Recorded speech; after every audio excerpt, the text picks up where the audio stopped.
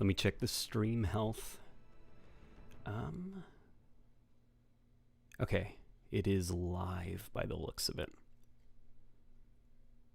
Please don't die. To quote Fernando. Let's give it a bit of time for people to start rolling in.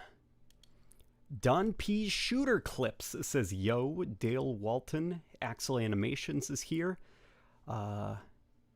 Yeah, all right. Everybody's getting in here. Oh, the Medic's Dove. That is a reference to something I don't think a lot of people think about anymore, which is sad. Once upon a time, Team Fortress 2 was considered, like, top of the world, you know? It was up there with, like, Call of Duty. That was a long time ago, though. How are you all doing? Street Fighter 6. Yeah, Street Fighter 6. I guess that's exciting for people who like Street Fighter. I'm not the biggest fan of fighting games. Not because they're bad or anything, because they're not. Otherwise, they wouldn't have fans. More so just that I just do not have the attention span to remember button combos. Aw, Savage Titan says he moved on to Splitgate. I don't blame you, man. I don't blame you. The current state of Halo Infinite is kind of like... We're not going to be, like, hyperbolic or anything, you know? But, Halo Infinite was given basically a win, you know? This, holiday season. The competition stumbled out of the gate and was borderline incompetent. 343 kind of unfortunately won almost by default. The campaign for Halo Infinite is, months later, I still think really good, despite its many issues. But the multiplayer did not launch in a good state. And I think part of the reason that Halo Infinite was a winner, I guess, of the last holiday was more or less a default thing. Not because of the actual content that the game contained. And instead of building upon that and acting quickly, Halo Infinite just sat there and let Call of Duty pick itself back up and steam on right ahead, you know? So I'm feeling pretty irritated about the state of Halo Infinite right now. You know? You guys were handed a win, and you let the competition recover and then run on right past you.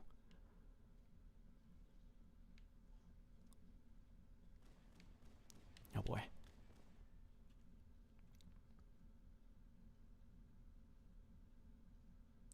Deep Fried Nendroid says, I am back for another month. This time I'm currently playing Fire Emblem 3 Houses while I watch. Good stuff. Playing your favorite games is definitely the way to go. I actually haven't touched Halo Infinite in weeks now, I want to say. I don't think I bothered to do any of the recent events. I did get that, like, that Tron, Neon, whatever thing that's, like, misaligned, but, you know, it's okay. Only eagle-eyed fans would notice something like that.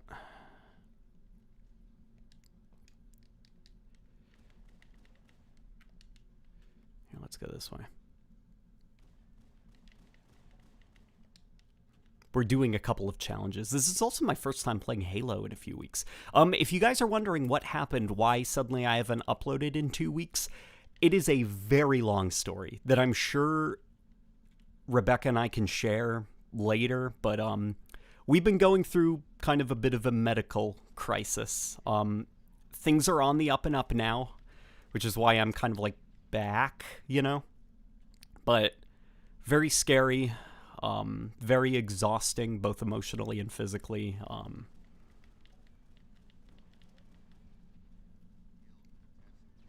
Yeah.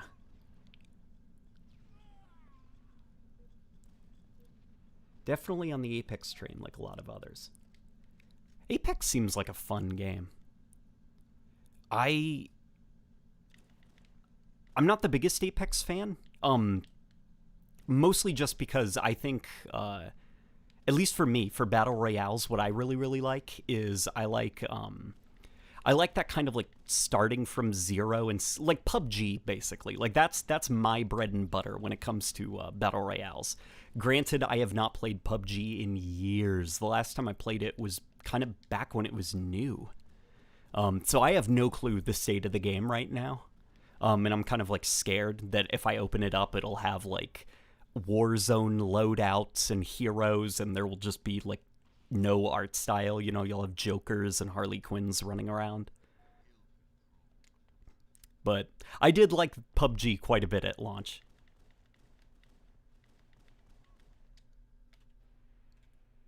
Spiders says, do you think cross-core customization is feasible? I think it's absolutely feasible. It already happens in the game. You know, the bots can do it. It's more or less up to 343, I guess, to design their UI to support things like cross-core customization. I forgot what the exact explanation was, but they're not just arbitrarily locking it from players. There is an under-the-hood thing that 343 did that is limited players' ability to do that themselves, that the bots do not operate by. And it's not as simple as flipping a switch. Like, they're actually going to have to develop that ability to let players do that. Heisenberg says, Egg the Third. I missed you, Heisenberger. Yeah, so as of right now, while Rebecca and I were going through our thing, I've been playing a lot of Call of Duty Zombies. You know, just kind of retreating into my past a little bit. Because I did like that zombie mode quite a bit.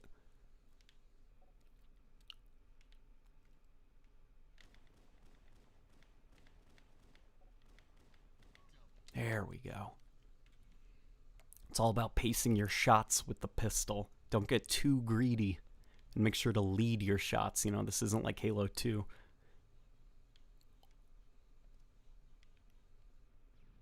Ooh.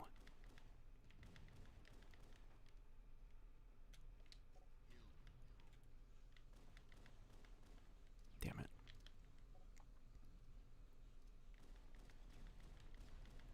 There we go.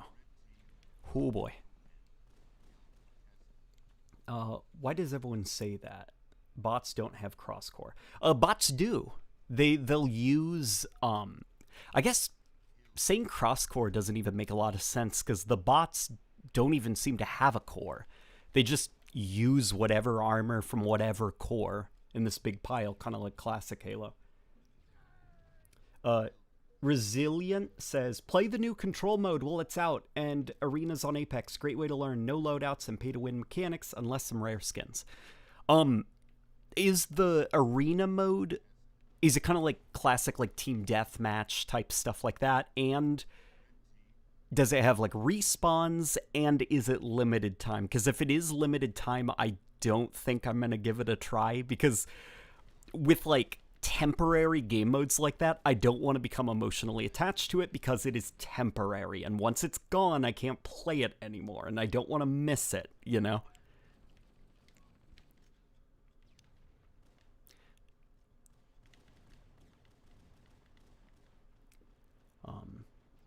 Nah, what says, let me kiss you, bro. If your lips are long enough to reach where I live, then you are free to. But, you know, I probably still wouldn't let you. A Popcorn Kernel Gaming says, I've been missing you, Mr. Man of the Night, smiley face. I've been missing you guys too. I hope you're all doing okay. And I hope Rebecca's in here.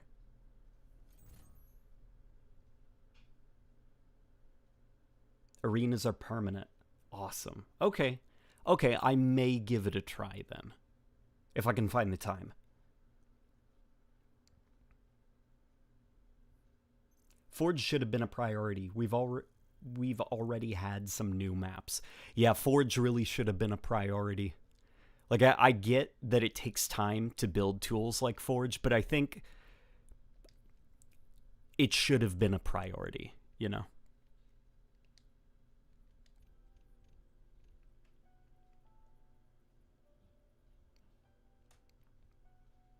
What is your favorite Halo game, asks Isaac. Rebecca's here! She says, it's me!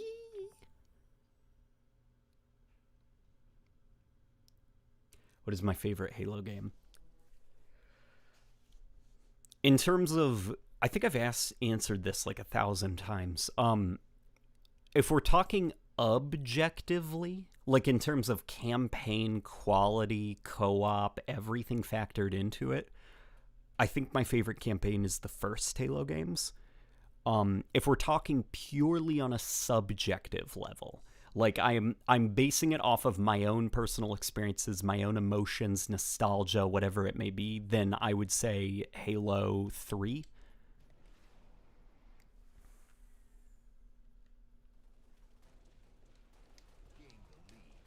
Oh boy.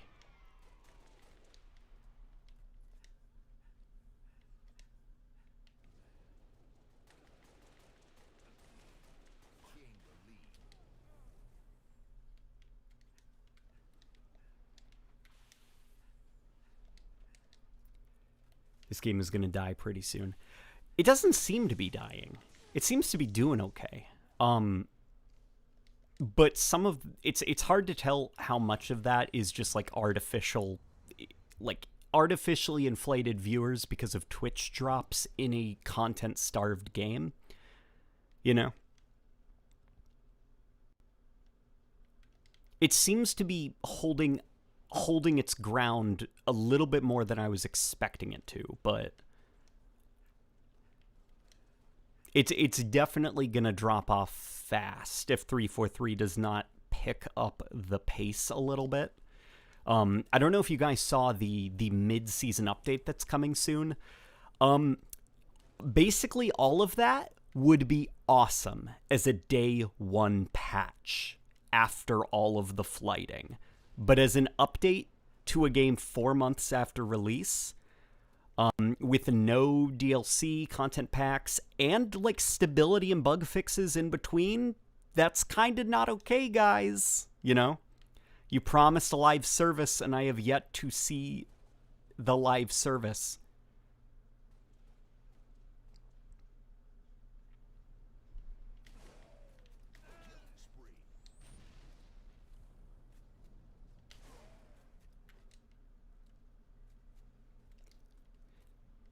People in this lobby are kind of like on autopilot. Like the way that they're moving around, it reminds me of bots. That has me really worried. I like don't want to do too well because I don't know if the algorithm's going to be like, all right, buddy, time to play with the pros.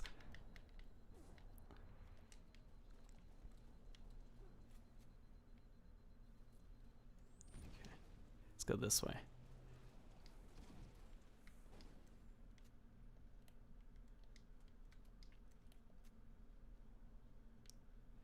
Q Walter says, I must start an argument. Halo 5 multiplayer is better than Halo 3. Nothing you can say can change my mind. That's okay. You know, different strokes for different folks. I don't think that, but that's just me. Where the hell did... I saw a red over here. Oh, they're down a guy, aren't they? This is bad.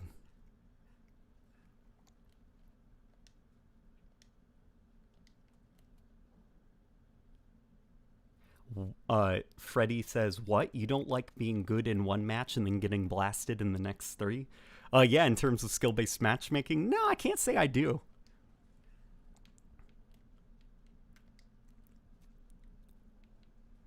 Skill-based... Let me try that sentence again. On the topic of skill-based matchmaking, I do think that there should be some separation, like competitive skill-based matchmaking, stuff that like Halo 5 had, I hate with a burning passion. Retention-based matchmaking, like the current Call of Duties have, I hate that too. But kind of like the last gen style of skill-based matchmaking, the kind of stuff that you saw in like Halo Reach, the kind of stuff that you saw in Black Ops 2, that I don't mind.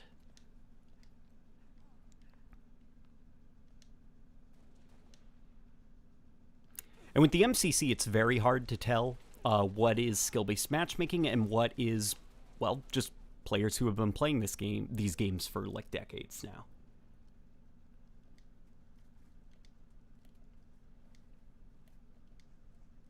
When did skill-based matchmaking become so prominent? It's always existed. Skill-based matchmaking isn't like a new concept, you know? As far as like the Call of Duty games are concerned, it's existed as far back as Call of Duty 4. It's just always been, same with like the Halo series. It's always just been like refined, tweaked, changed. And it's not until recent years, as games have become bigger and bigger in budget and scope, that you've got a lot more research and analysis going into the way that players play and operate. And now you've got basically like games are business models designed to get new players in, get them hooked, get them sticking around, you know, maybe it's basically an online Chuck E. Cheese where you stay and maybe spend some cash. And the best way to do that is to make sure that new players don't feel alienated by the game. So what you do is you try to break up everybody into their different skill brackets, you know? Imagine like the older Call of Duty games, like trying to get somebody into Call of Duty and giving them Modern Warfare 2, the original. They would be slapped by all of the players. And because of the way the matchmaking works, there would be no way for them to ever get better, you know? But with a skill-based matchmaking system, it could learn the way that they play the game, understand that they are horrifically bad at the game, and make sure all of their matches are with other people as bad as them, you know? And then they say, I like this game, and they stick with it. That's the logic behind skill-based matchmaking.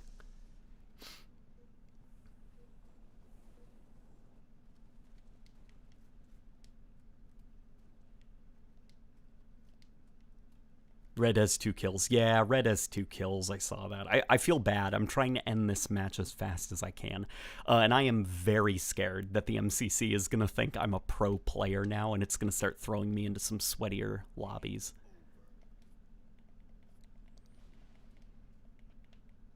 .343 will have the Master Chief face reveal in the Halo TV series. Yeah, I saw that. I'm not a fan, but, you know, it's just a TV show.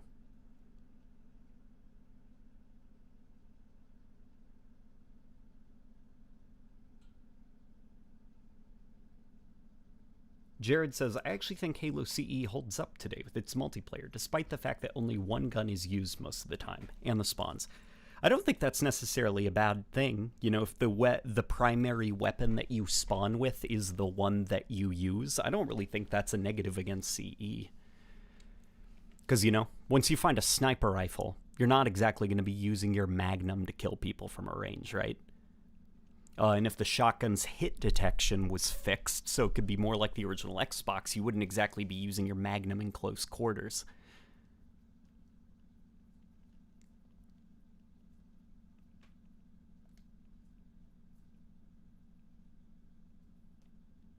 There, I thought my rifle looked kind of weird.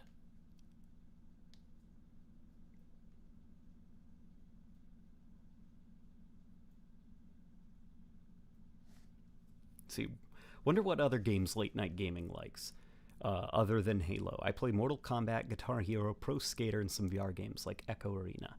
I really like Call of Duty Zombies mode, when it's being good, that is. But I'm trying to think of other things. I like the BioShock series.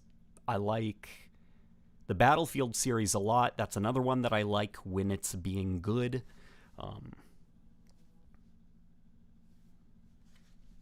Big fan of Mario. 3D Marios are always fun. Sonic the Hedgehog, I'm a big fan of. That's another franchise. When it's being good, I'm a fan of it. But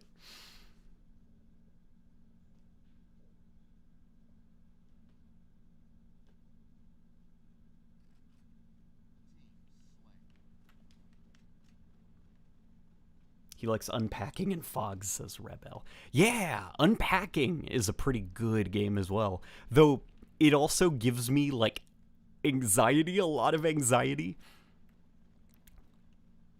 Because I unpack the box and then I look at my room in the game and it's just junk everywhere and I don't have enough space to put the junk and I'm like, oh god, I'm overwhelmed. What's going on? Fenton Williamson says, in CE on MCC, you can definitely pester people across the map. Oh, yeah. But it's hard to tell how much of that is just people who are super good at the game.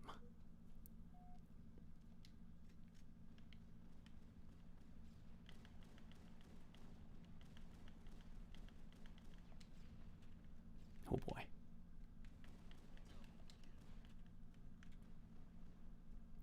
Sourdough says, you should do a video with Ascend Hyperion. I love the guy and he recently teamed up with the Act Man. By the way, are you a fan of any PlayStation titles? Yeah. I like quite a few PlayStation titles. Bloodborne is, in my opinion, the best video game of the last console generation, with God of War coming in as a very close second.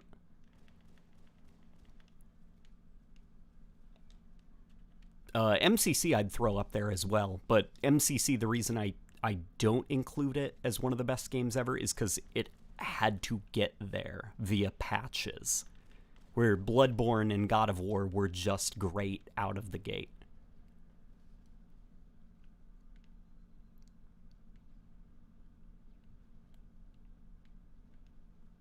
You are very quiet, or am I just deaf? I can turn up the audio.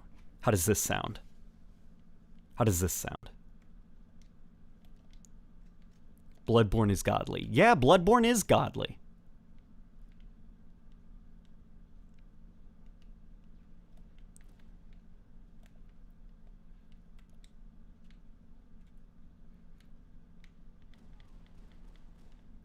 Bloodborne was a pretty transformative game for me also, just because of like how not hand-holdy it was. It was my intro into Souls-style games.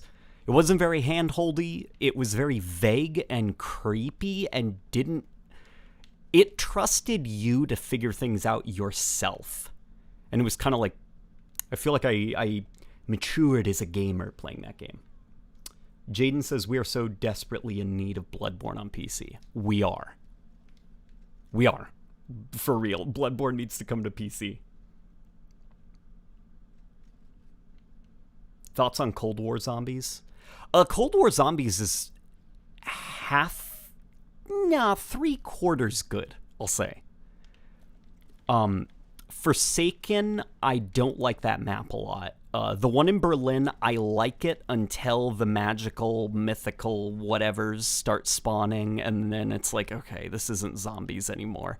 As well as the constant radio spam, where it just sounds like I'm listening to a War of the Worlds radio drama.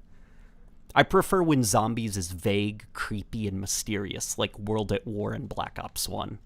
I'm not a fan of like the constant chit-chat and the mythical, magical stuff. Did you play Jedi Fallen Order? Of course I did. That's a really good game. Way better than I thought it was, that I thought it would be. Rebecca's having an M&M McFlurry. Werner Sage is here. Hello, Werner.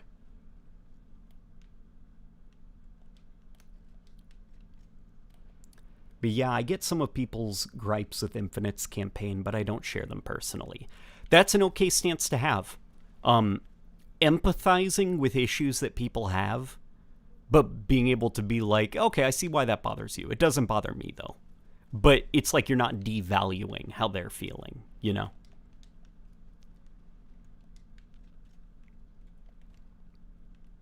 Sourdough says, thoughts on the other best shooter to come out of 2007, Team Fortress 2.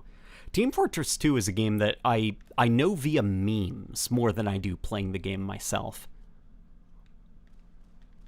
And that probably has to change eventually.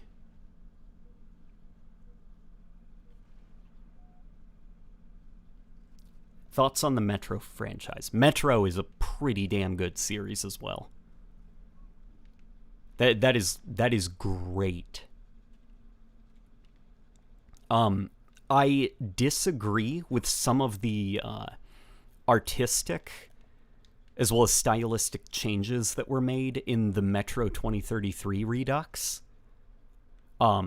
Like the amount of energy, so to speak, in the loading screens in Redux. Like Artyom is very like loud and it's like actiony, I guess, and I preferred in the original Xbox 360 release how old he sounded and how tired. It was like him recounting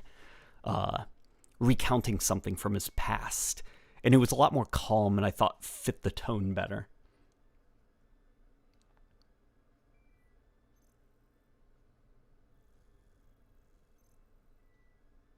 Do you think gaming was better during the 360 era? Depends on who you ask, I'd say. Gaming went through a lot of different phases because of how long the 360 generation was, as like unusually long that console cycle was. And because of that, it kind of depends on who you ask if it was truly better, because I think a lot of people remember the 360 generation as the generation where everyone was trying to be Modern Warfare. You know, you couldn't so much as walk 3 feet without tripping over a brown-gray military shooter. Early in that generation, there was a lot of, like, Halo cloning going on, but then once Call of Duty 4 came out, everything switched and everyone was trying to mimic Call of Duty 4. And near the end of that generation, that's when we started to see that like desperation to copy COD's formula start to fizzle out, but it was definitely still there to an extent.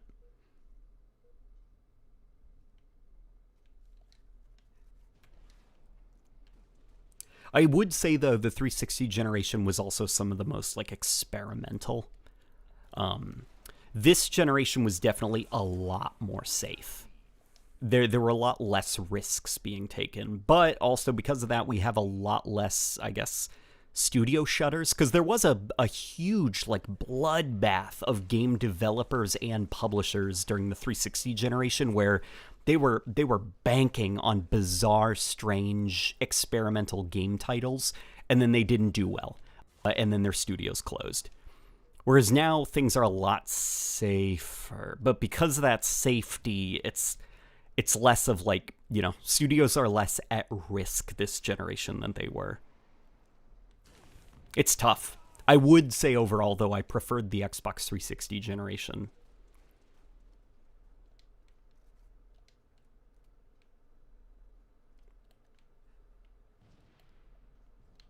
Just got here. A developer reacted to the Actman talking about Halo 5 being full of content after release. Did you hear about that? I did not hear about that. How did the developer react?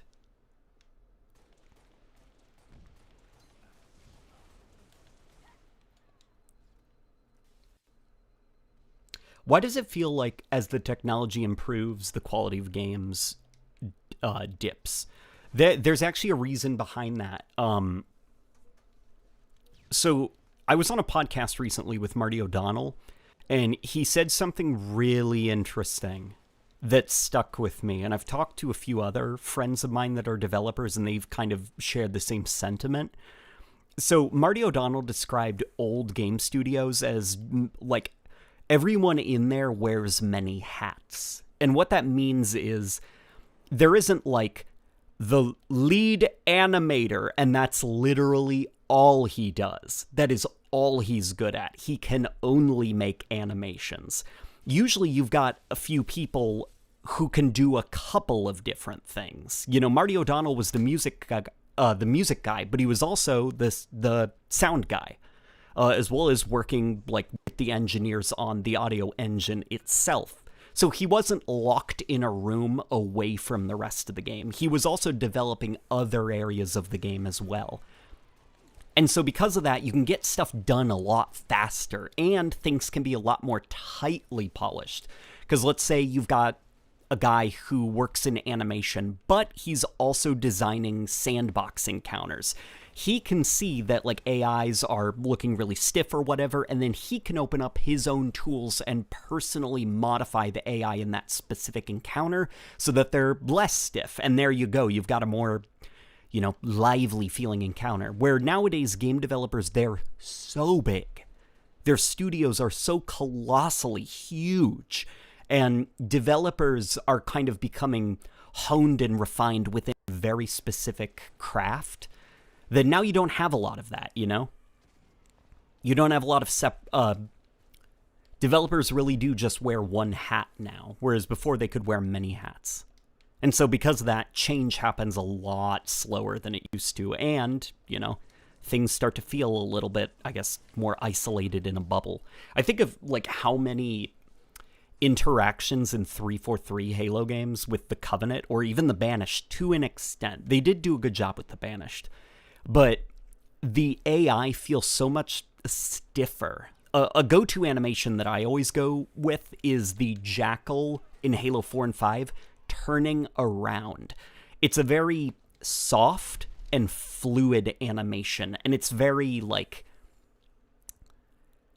It looks like the Jackal is surprised when he turns around, but the thing is, in the middle of combat, when you're shooting at the Jackal and you pop its shields, and it's gonna be like, oh my god, I gotta get out of here, and then it freezes and does this very out-of-place turning around animation. And then it proceeds to panic and run away.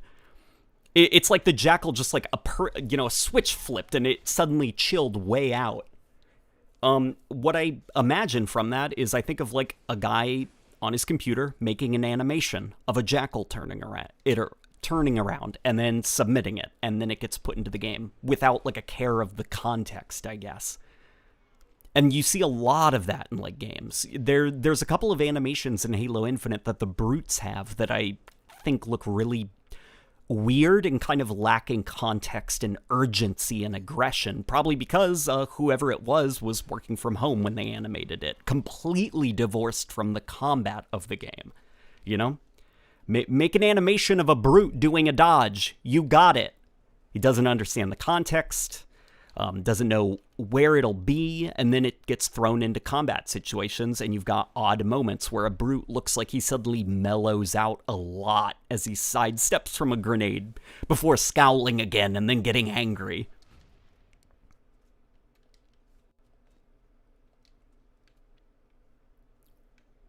Somebody saying that developers suck nowadays. No. Don't say that. Because there's definitely a fine line, I think, that we need to talk about. Cohesively, I think games have taken a big hit where games feel less cohesive. That issue with animation quality that I just mentioned, where it feels like a lot of different character animations are developed within bubbles, divorced from context. But on the flip side, think about the production quality of modern games.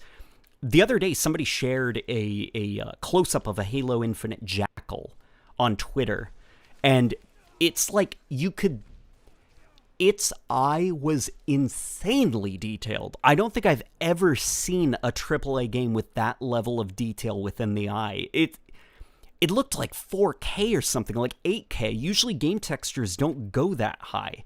But here I am looking at this Jackal's eyeball, and it's the most detailed thing I think I've ever seen in a game. You wouldn't have that in the past.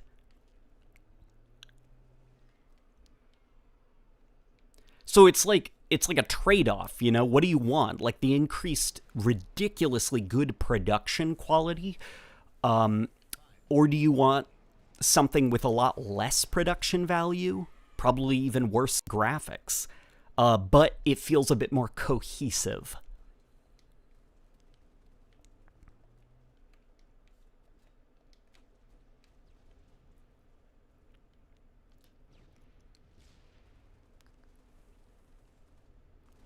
And that's where a lot of indie games now, I think, are starting to... we're starting to see a lot of indie games that are rivaling AAA productions in terms of their scope and scale. And there's...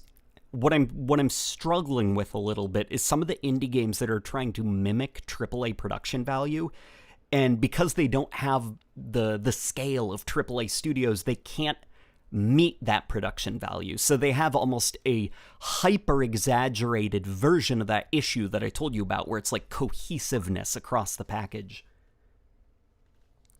A recent one is, it's a horror game. What's it called? It's made by a Spanish studio.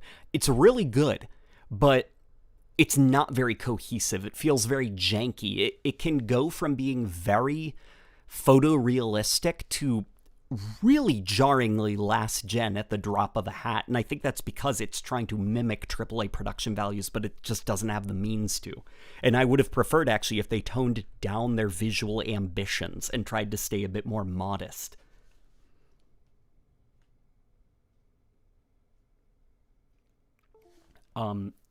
Stormio UA says, am I the only one who thinks Infinite still looks unusually good at low settings? No, it's not just you. Halo Infinite, I think it's a testament to its art style that the game scales really well. In fact, actually, there's some areas where I think the game looks way better if you tone down some of the graphics. The Forerunner environments, if you go into those and just turn off screen-spaced reflections, I think they look way better. I think the metals pop a lot more, and it feels a little bit less like wet ground. And it reminds me a lot more of like the Bungie material that Forerunner alloys were made out of. Yeah, Halo Infinite is a very scalable game, and I think that's because of strong art direction.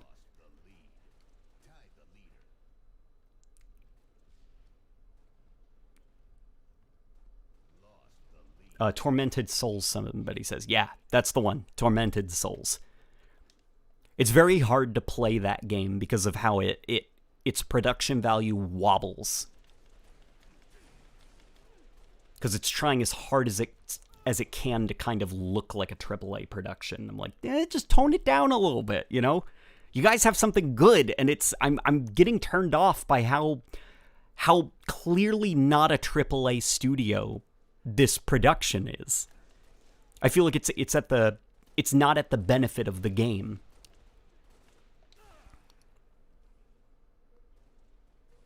Killer Wolf says Forerunner stuff is so shiny and Infinite. It definitely is shiny. It's that specific type of metal that 343 is going for. And I'm not, it almost looks like this.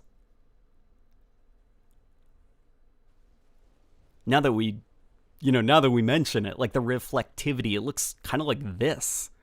Or I'm like, Forerunner metal is a lot duller, you know?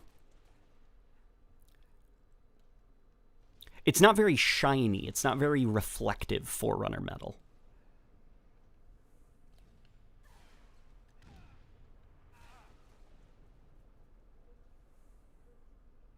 Another bad one is World War III, that game that is currently in early access playtesting. That game is trying as hard as it can to be Battlefield 5 is what it feels like it's trying to be, like a proper sequel to Battlefield 4. But because it's not made by a AAA studio, like, yeah, sure, your game, the graphics and environments look good, but then an explosion goes off. And the smoke effects are clearly not as dynamic as the stuff you saw in the Frostbite engine. So smoke looks really bad, and it just makes your environment look worse because of it. Where I think what they should have done probably is tone down a lot of the environmental detail, scale everything down to its worst graphical effects. That way you don't have that mismatch of quality and production.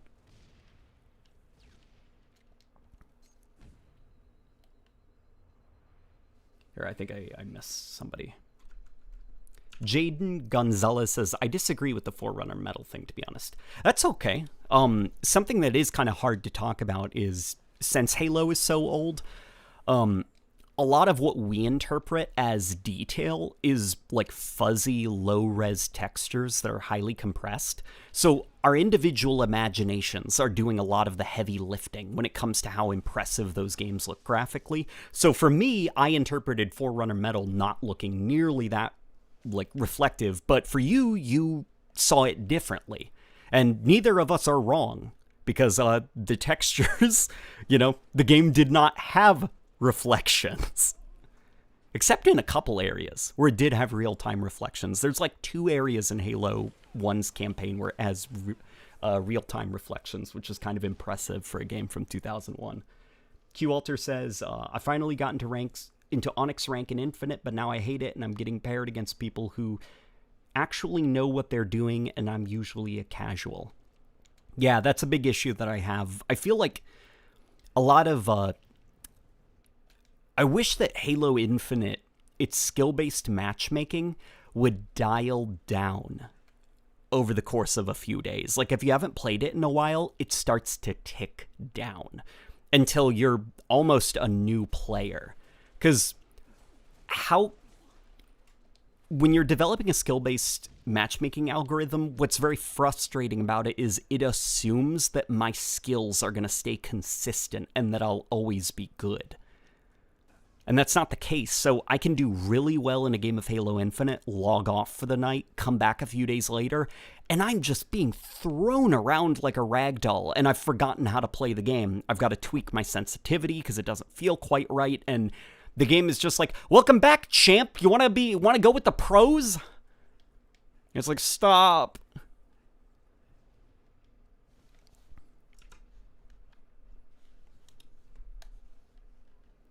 Eli Roth says, if Halo got an animated series, would you rather it be more like Clone Wars with a variety of characters or stories, or be more like Bad Batch and focused?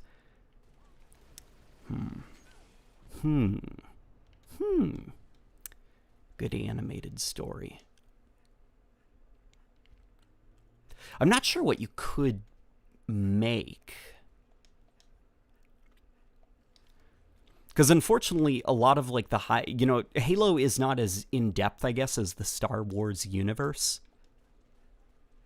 You'd have to basically invent something very serious that's happening off-screen. Because I would not want to retell the events of the game, because that is such a boring way to use the IP. Here's the story you already know, but in episodic form. Nothing will shock you because you've already played it. I guess you could invent some kind of, maybe First Contact with the Covenant could be interesting. I don't know. I'm not sure. You wouldn't be able to do a whole lot without a lot of retconning to Halo's history. Whoa.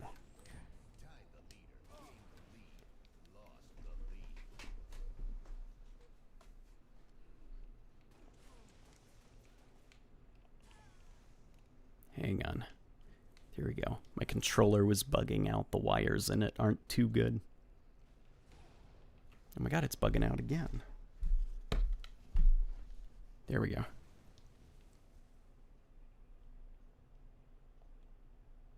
Patrick Wren said Halo 5's post-launch content severely burned out the studio. The pace wasn't sustainable. I agree. And I've heard that from my own friends, that if they were to do things differently with Halo 5, they would not have done that monthly content roadmap. Because it was, for us, it got the game off its feet within a few months, but for the studio, it was like astonishingly unhealthy. There was a lot of crunch.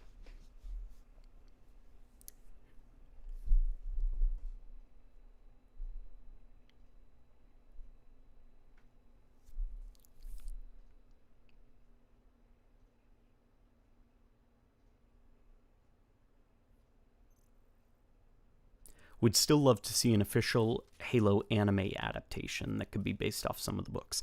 A good, people are arguing, a good era, I think, of Halo to turn into an anime would be Combat Evolved, because that era of Halo is already polygonal. It's already exaggerated, because people are made of, 4 polygons? So you could adapt it really well into an anime. It depends on where, I guess, in the Halo universe you'd want it to be,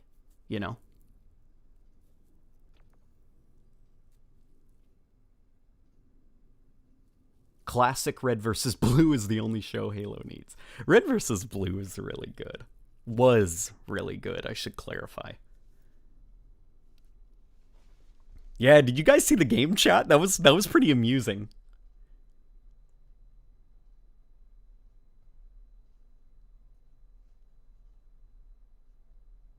Would you want Halo 5 on PC to be official? Yeah, sure. Why not? If it's not hard to do, then go ahead. But if it's going to take resources away from Halo Infinite, then no.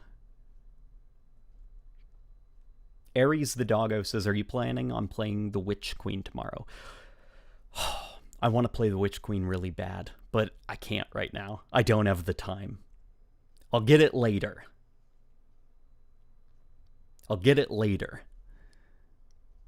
But I've got to work. I gotta make more evolution videos. You guys want to talk about the evolution videos? What do you think of branching out to different content? The Call of Duty video was a bit of a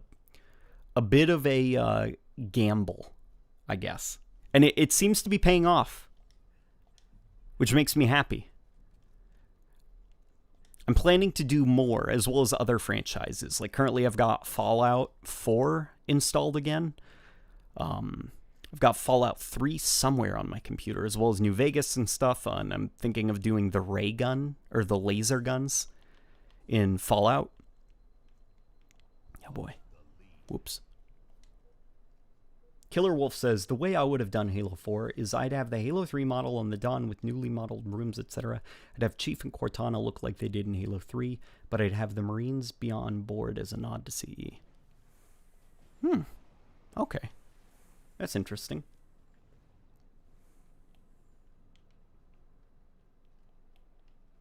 Speaking of anime, what's your favorite part of JoJo? -5. So we finished part 5. We finished Golden Wind, and Rebecca and I were not hot on Golden Wind at first. We thought Giorno was aggressively boring. But by the end of it, it was like, okay, you know what? This is kind of neat. And Golden Experience Requiem was also pretty cool. As well as the what was it called? The Rock of Ages or something like that. That stand, that was a pretty neat idea. I still think Diamond is Unbreakable is my favorite. I just really like Josuke. He's just such a goofball. And I'd say that Stardust Crusaders, I'd have to like keep isolated in its own like bubble. Because that is like, well, of course, it's Stardust Crusaders. It's iconic. So it's like Stardust Crusaders is on Stardust Crusade. It gets its own tier on a tier list, you know?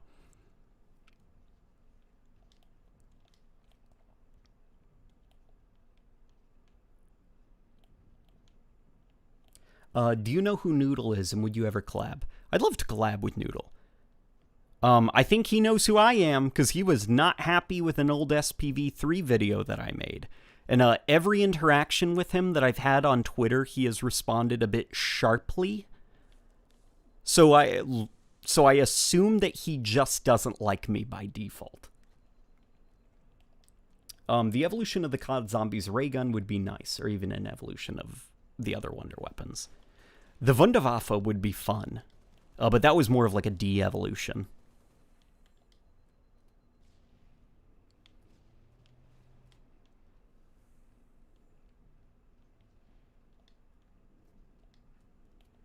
What's your favorite Halo customization suite? Either Halo 4 or Halo Reaches. Now, Halo 4, there's somebody who's probably like their head is about to explode.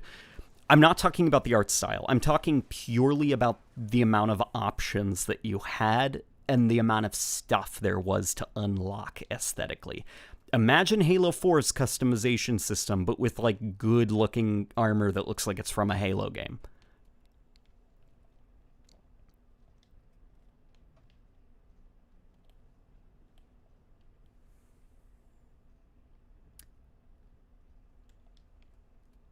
Can you review the beta/early campaign prototypes of Halo Infinite or other Halo games? Favorite generation of Mjolnir? Probably either Halo Combat Evolves or Halo 3s. Or Halo Wars. Halo Wars had some dope looking Spartan armor.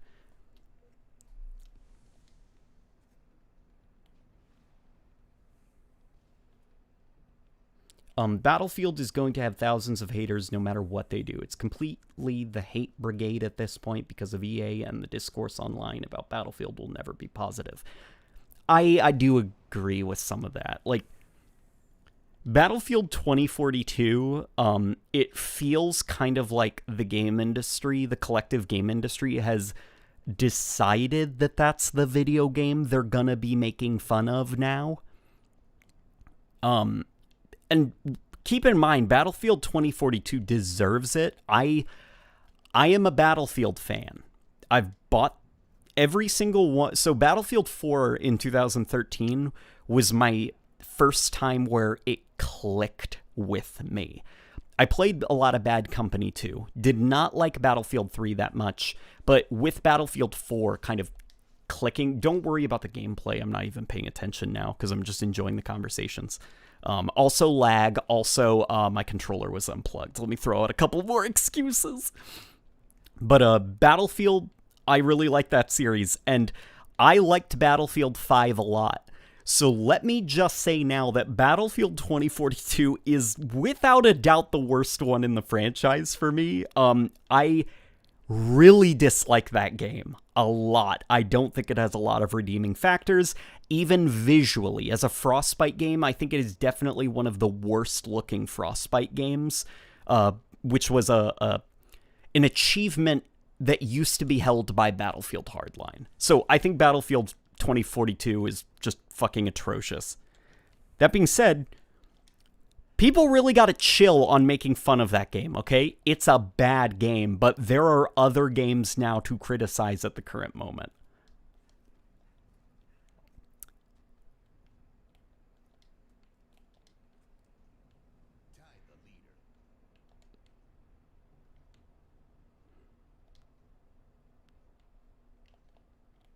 Starting to get back in the groove a little bit. Where are we? What map is this? I was like in a zone. I was ranting about Battlefield. Battlefield 1 is my favorite. Battlefield 1 is my favorite as a spectacle. Battlefield 1, I think, is more of a Battlefront game than it is a Battlefield game. In fact, I wish the Star Wars Battlefront games from EA were more or less reskins of Battlefield 1. Because I think that game, like, if you replace the recoil patterns of that game, the infantry combat, throw a Star Wars skin and give everybody blasters, it would feel right at home in the Star Wars universe.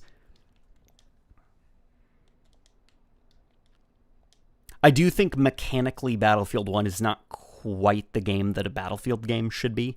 But I think it is a fantastic shooter, nonetheless. And I even strongly agree with the weapon recoil system that game has, as well as the suppression mechanics.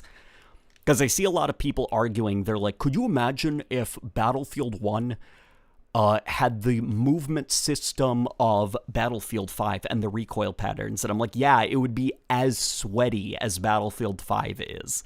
Like, sometimes a little bit of, like, inaccuracy and sloppiness can go a long way with making a game more fun and more relaxed and casual.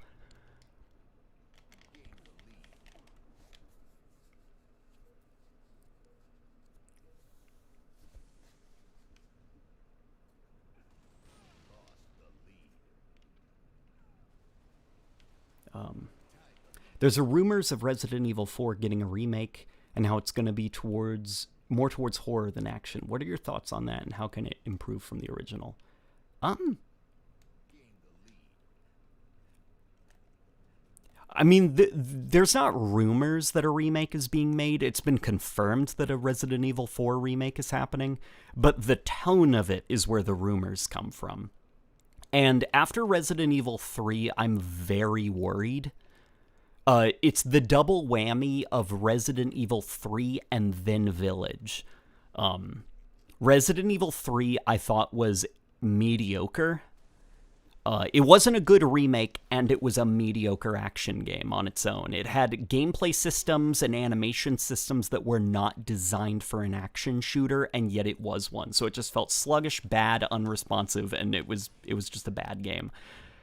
Resident Evil Village, I was more cautious about because I had heard rumblings for a while. that Capcom had been pushing the action focus. And I had, yeah. I won't talk about it more, but the game was basically what I was worried it was gonna be from what I had heard. And I don't like Village either. I played it once. I thoroughly disliked my playthrough. I uninstalled it, and I don't think I'll ever revisit it as a game. So Resident Evil 4 Remake, I am very worried about. Orpheus says, why is a 10-year game a mark of death? Yeah, it's a lot of these video games that come out and threaten to be a 10-year journey. They always launch in a bad state. It's like, it's not even the foundation, because a good foundation means that you don't have to patch yourself into a good state, you know? You can just casually add the more content. So games like Halo Infinite, games like Fallout 76 and stuff, those were not good foundations for live service. Those games had to be patched into a good foundation. I really don't understand why a lot of these 10-year journey games, they never get the foundation right.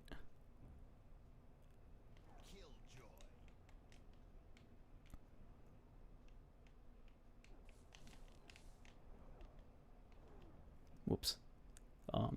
Thoughts on Atomic Heart? The art style is something? Hoping for some bizarre atmosphere. I've been loosely following Atomic Heart. I remember the reveal trailer for it, and I was like, okay, all right.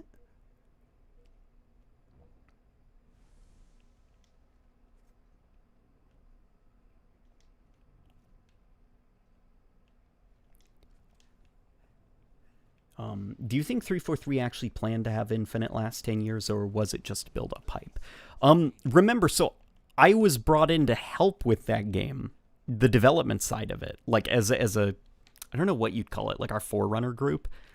Like, I can absolutely confirm that it wasn't like a lie. It wasn't there for marketing. The plan was that the game would be supported over the course of 10 years.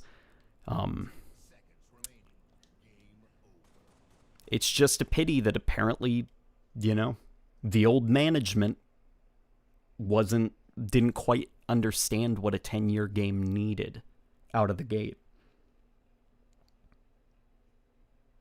What's your opinion on No Man's Sky? That game's pretty good. That game's pretty good. It's basically space Minecraft. No Man's Sky is wonderful.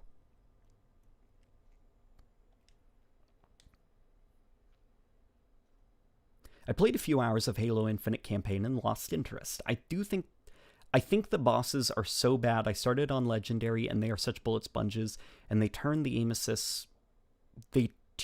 assist worse than Halo 2 Legendary.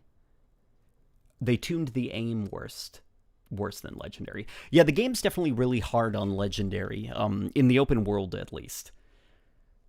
The bosses I actually think are pretty good, or as good as Halo bosses can be.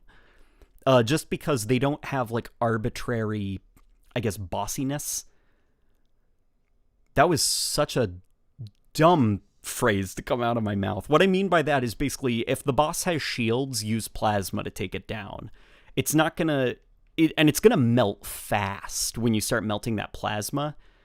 You know, it's not just going to be super hard to take down just cause. So if you know what you're doing on Legendary, you can melt bosses, and I do appreciate that.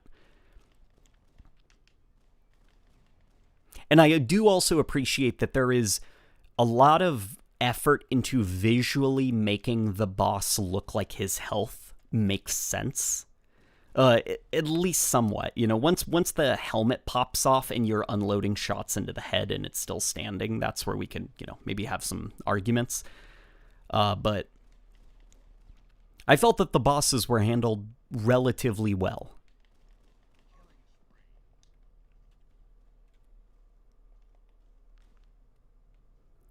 The only one maybe not so much was our boy, Bassus.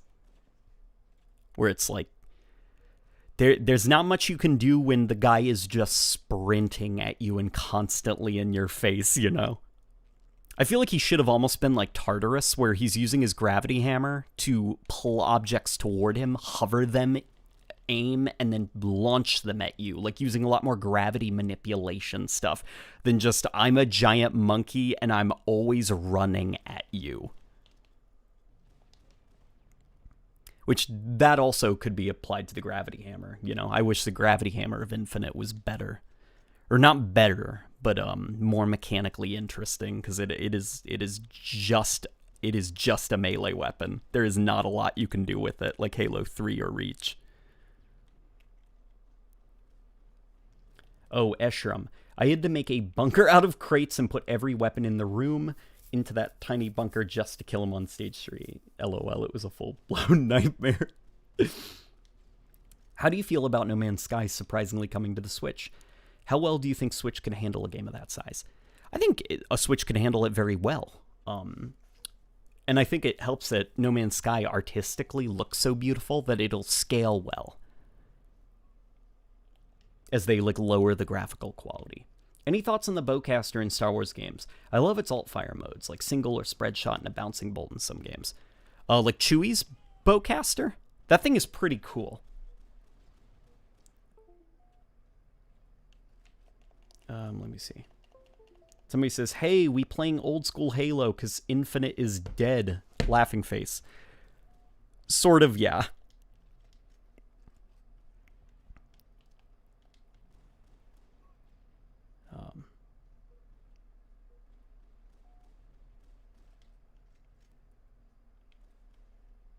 Potbelly Punch says, is the Flood done in Halo lore for 343 at this point? I miss them. It's less that the Flood is done, and it's more use the Flood sparingly in order to maintain their threat level. Because if the Flood keep being the big bad, at what point do they lose a lot of their fear factor? Like, the return of the Flood should be almost like an Avengers Endgame situation, you know? You can't just keep bringing back the Flood as a main plot point, as much as I do miss them. I'm hoping the Endless are interesting.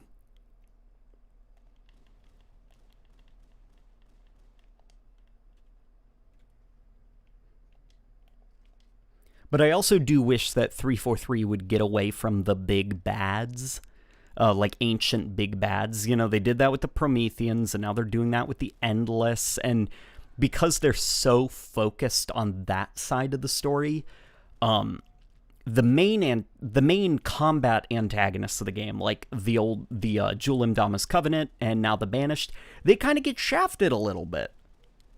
Like, I want the Banished to be the focus of the story, you know? I want to learn about them.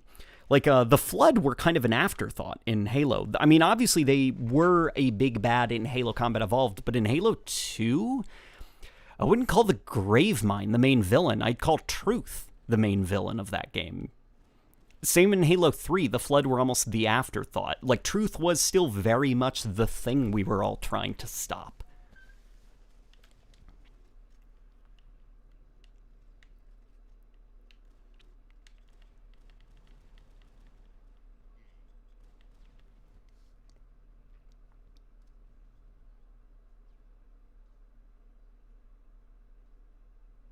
Can you put your in-game sound on? It's low volume. Yeah, I can turn it up.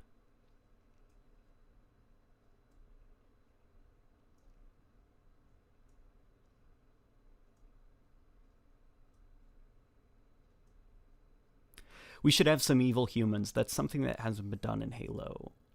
Like brutes and evil. I do not want to buy a Halo game where I'm shooting human beings as an enemy type. That's not Halo to me. You know?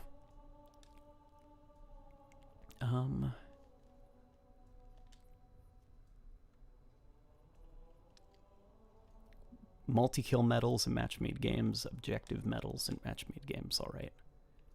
Yeah, sorry, that's just... I like wince whenever people suggest, they're like, wouldn't it be cool if humans were a bad guy in Halo? And I'm like, no, that wouldn't be cool. At least to me. I want to be saving Marines and humans in a Halo game. I don't want to be shooting and gunning them down. Unless it's for fun.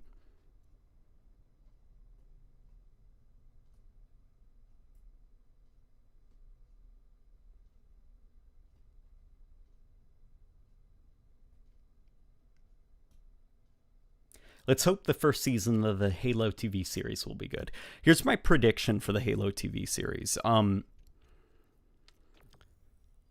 They're gonna find Master Chief Mass Effect style is gonna have information beamed into his head about Halo from an ancient Forerunner artifact. They're not gonna know what Halo is.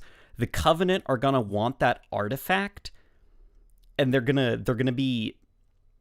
The artifact is going to be stolen, basically, from them. I think by, like, our human Covenant lady.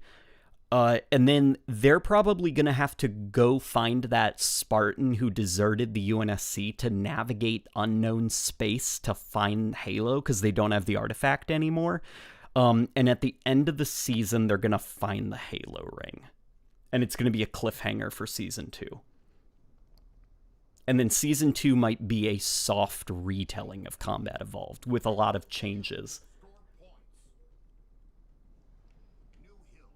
That's my prediction for the Halo TV series. And it's going to change a lot of the Halo story. Things are going to be very different, and I assume people are going to get mad, and they're going to complain and whine. Some things maybe justifiably, but other things less so. It's going to be super controversial or whatever, but the second season is coming anyway, and I assume that... I'm just assuming it's going to be fine, you know? I don't think it's going to be revolutionary or anything. I think it'll just be fine. Oh boy.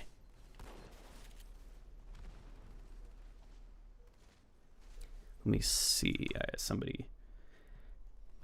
Dirk Kane says, anyone else just totally burnt out on Halo lately? Oh, absolutely. Me. I'm raising my hand right now. You can't see, though. That's why I just stopped playing Infinite, because I've been through this before. I remember Halo 5's launch. Once I started hating even the good aspects of Halo Infinite, like its campaign, I stopped playing. I tapped out.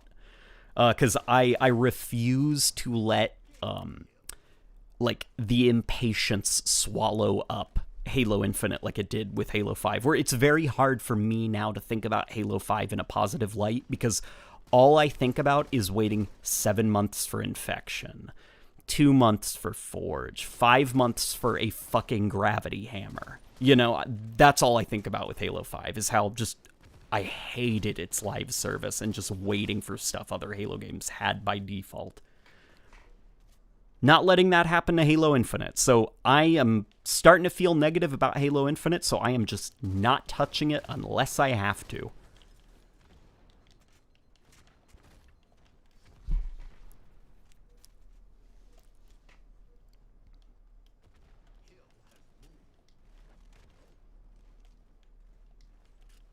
Somebody says, I'm tired of everyone complaining about how Cortana looks. The show is literally non-canon. They can do whatever they want, and it doesn't ruin the Halo lore. With the Cortana complaints, I actually do get that, because I think Cortana looks awful as well. But I'm not going to be, like, angry about it. But if Sonic the Hedgehog from the movies has taught us anything, the complaints do matter, and they can have a tangible, positive effect on the product. So do not devalue criticism. If people think Cortana looks bad in the Halo TV show, please let them say that she looks bad.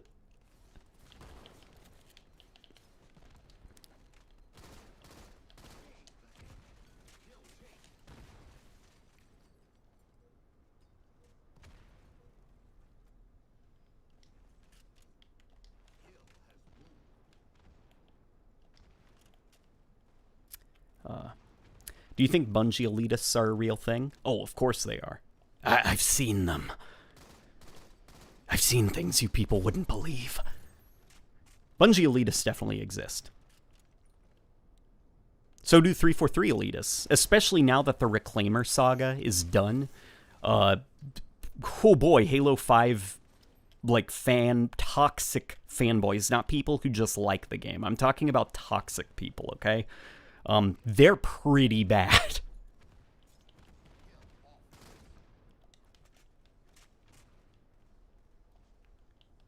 I got a fiance, guys, you know. I just can't be angry about video games anymore.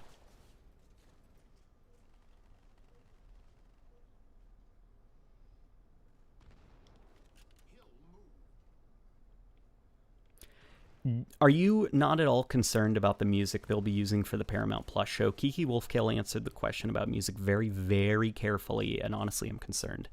I'd imagine they're probably not going to make it sound very Halo-y, the music. It'll probably be kind of like... I think of, like, The Mandalorian, and how unconventional that soundtrack was.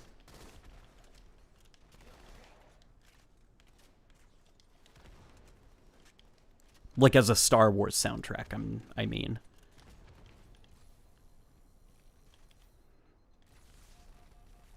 I remember there was this one sequence in The Mandalorian where Mando was flying to a planet, and the music was like this synthy, like... And I was like, that's weird for Star Wars, you know, that it's not this, like, swelling orchestra. That it's like this weird synthy techno stuff. So I'd imagine it's kind of gonna be like that, where we're gonna hear maybe some like Halo 4-y type stuff, where it doesn't really sound very Halo-y. Especially now that those I guess Marty O'Donnell and Salvatore are gonna be looking into possibly a lawsuit. Which, you know, hey, good for them.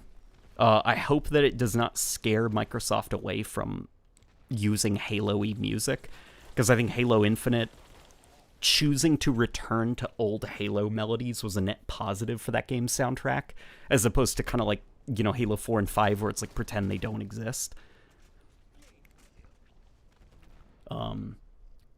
Late Night, I will let you know that whenever you heart my comments, it makes me feel better those days. Aw, I'm glad you feel that way, buddy. I thought you feel that way.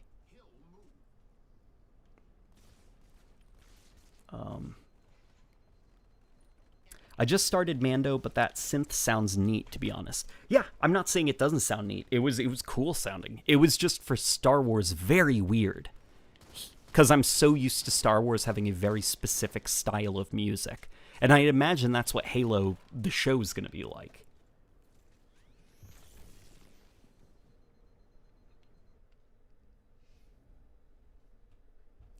How do you feel about them deciding to unmask the Chief, even if it's technically non-canon?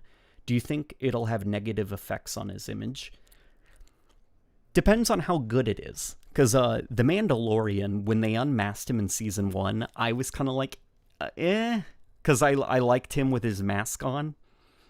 But it was still a good show, and Mando is still a very good character. So for all we know, it could work with the Chief. I personally think that you could easily have Chief be a main character of a show without ever showing his face. Like the Dredd 3D movie. You never saw Judge Dredd's face in that, and it worked.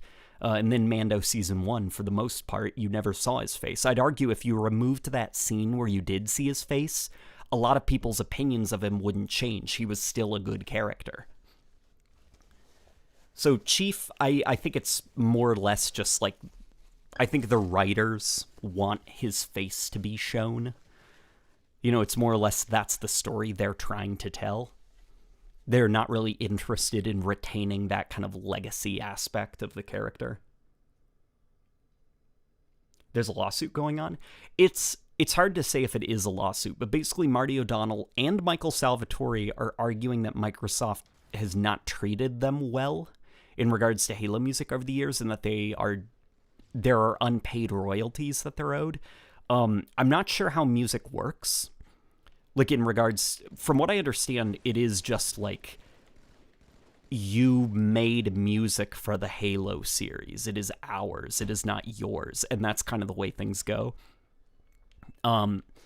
I do personally think that they should be credited more. Like, it's very annoying that Microsoft keeps referring to Halo's musical identity as Legacy, instead of specifically mentioning the people who are responsible for creating it, like Marty O'Donnell, Michael Salvatore, C. Paul Johnson, Nile Rodgers, all those people that were responsible. They just kind of like avoid saying names, just call it Legacy.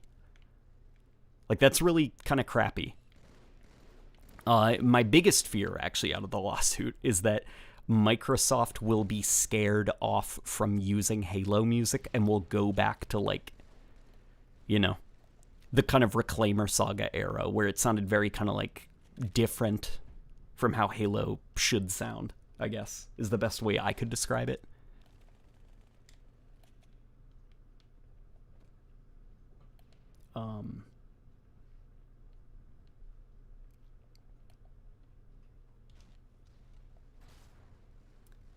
We've seen Chief's face when he was a child or a teen or briefly in Halo 4, but he's still a good character. It doesn't matter if we see his face or not. I'd argue very differently. I'd argue we saw his face in a very bad animated movie that people like to forget and not a lot of people saw to begin with. So for a majority of people, it is still an unknown. And as for the ending of Halo 4, I'd say there's a reason that Halo 5 did not show more, because Halo 4 made a mistake there.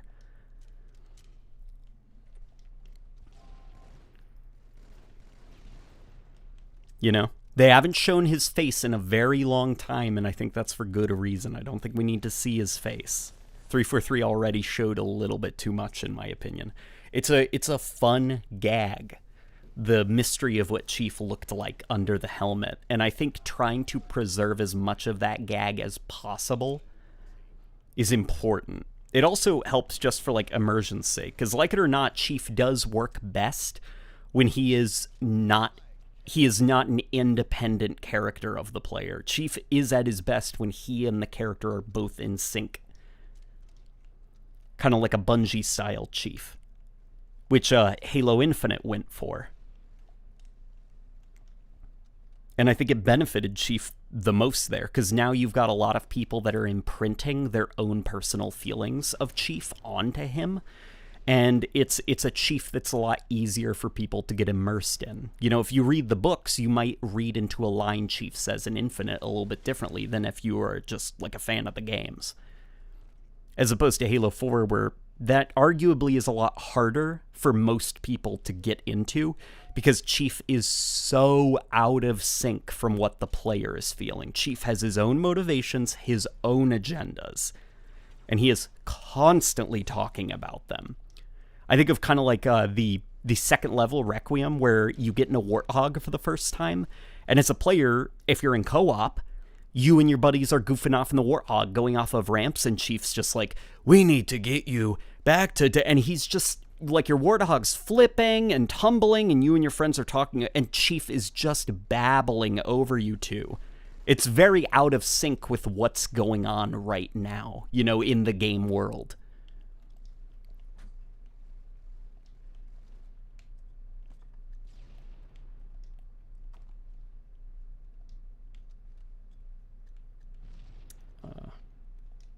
We all know that Chief is just a helmet under that helmet. That's true as well. The legendary ending of Halo 4 should have been Chief's helmet coming off, and there's just another helmet. That should have been the ending.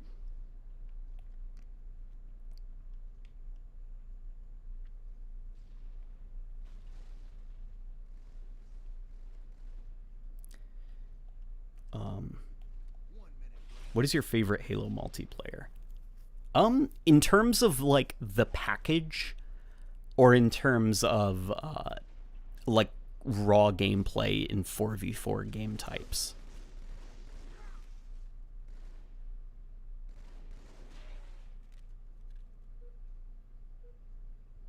Samir Vadi says, I much prefer Chief as a character than a blank slate. I'd argue he's never been a blank slate. There is not a single Halo game where Chief has been a blank slate.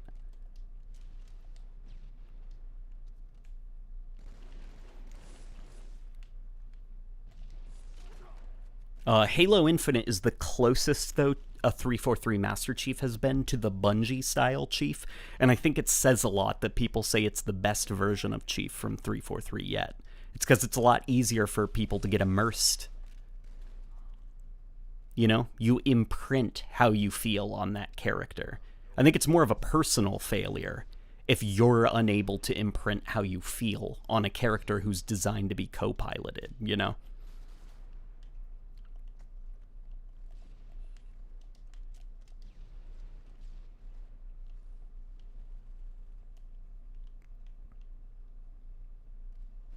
Let's go this way.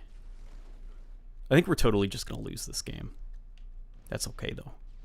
We'll switch over to some campaign stuff, because it's a lot easier to talk over.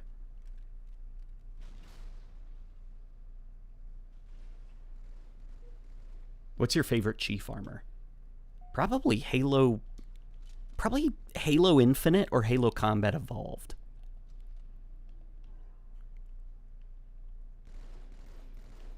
Halo Infinite's Chief looks so damn cool.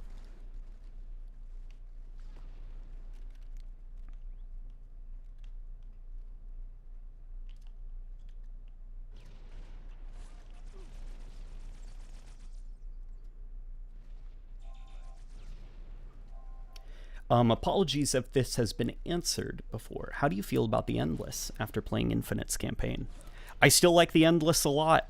We need to know what they are, I guess. But I like the idea of an unknown variable in Halo's universe. The Forerunners 343 gave way too much away. Like, we know everything about the Forerunners down to exact star dates that stuff has happened in their history. And I think that was a mistake to kind of shed so much light on the Forerunners. And what the Endless essentially are is reintroduction of mystery back into Halo. You know? I don't know what the Endless are. I don't know what they did that made the Forerunners so terrified of them that they just, like, locked them up. As well as, like, that council of Forerunners that met together and kind of, like, agreed to commit a crime against humanity. Or a crime against their mantle of responsibility and lock away a sentient species instead of caring for and preserving them. Like, that's all very interesting. What about the Sentinels dropping shock rifles? That's definitely mysterious, but I don't think it's interesting mysterious. I think it's puzzling mysterious.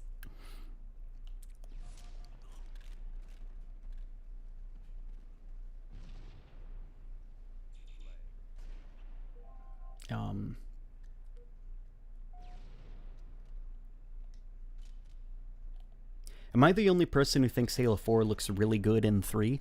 No, it's definitely not you. Halo 4, I saw people were porting Halo 4's Chief model into Halo 3, and just, like, it kind of shows what, like, a stronger lighting engine can really do to an asset. Because Chief's Halo 4 model looks really good in Halo 3's lighting engine.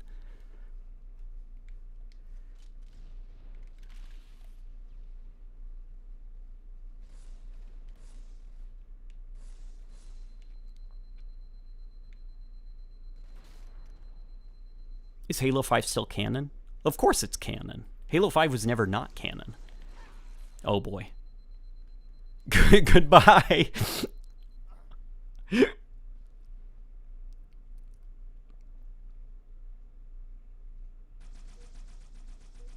Dan Storm VO says, even in CE, they gave you something about the Forerunners and Flood. It feels like a cop-out that the Endless literally were not explained at all. Oh, the Endless were extremely explained in Halo Infinite. Very explained. It's probably more of an issue with 343 that they did not explain them in the story and instead relegated that to audio logs, but the Endless were most definitely explained. And in fact, quite a lot of mystery was set up. Somebody did... Crap, I forgot his YouTube channel name. He did this excellent video basically saying that the chamber where you meet the Endless and where a lot of Endless stuff happens, the art style of the Forerunner glyphs and pillars and stuff is a one-to-one recreation of Sandtrap from Halo 3. And Sandtrap had it was this tablet that had these unknown hieroglyphics on them. And those hieroglyphics are back in Halo Infinite. They have never been mentioned before, and they only appeared on Sandtrap, and now they're back. And they are only shown in relation to the Endless and the Harbinger. So 343 is finding old mysteries in the Halo community and bringing them into the present and using it to inform the Endless, which is really cool. Do you think it's time for a new studio for Halo? Maybe not a new studio, but definitely a support studio. Marked Ashamed said, even when it comes to fashion, Halo and the store ad customization setup, it still boggles me on the decision, even from a profit-driven standpoint. Yeah. Halo Infinite just doesn't quite... It's very inappropriate, the monetization model, because what the game is offering versus what it is asking of you, it's like, is this a joke? Like, you haven't earned this.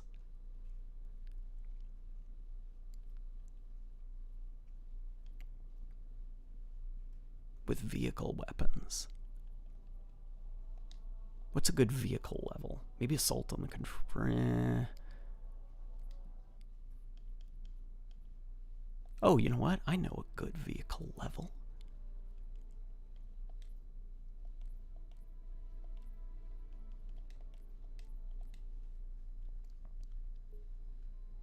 Was it Red Nomstar? Yep, that was him. That was him. Red Nomstar. That guy's video was fantastic about the Endless.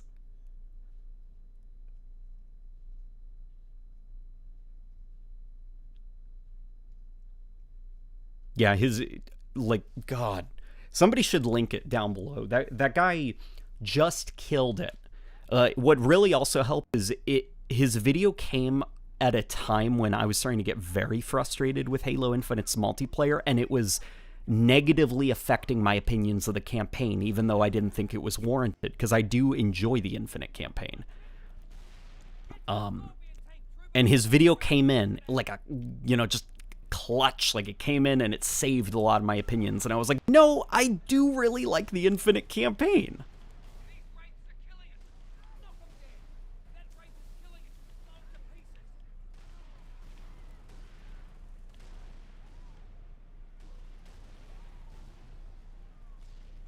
Hey, Late Night, how are you, man? Doing pretty good.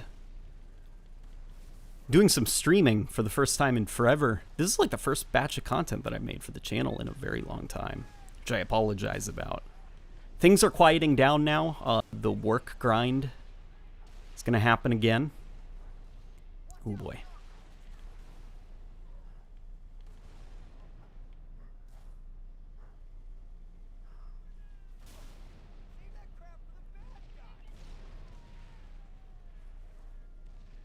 Is Halo Infinite easy on Heroic? Sort of.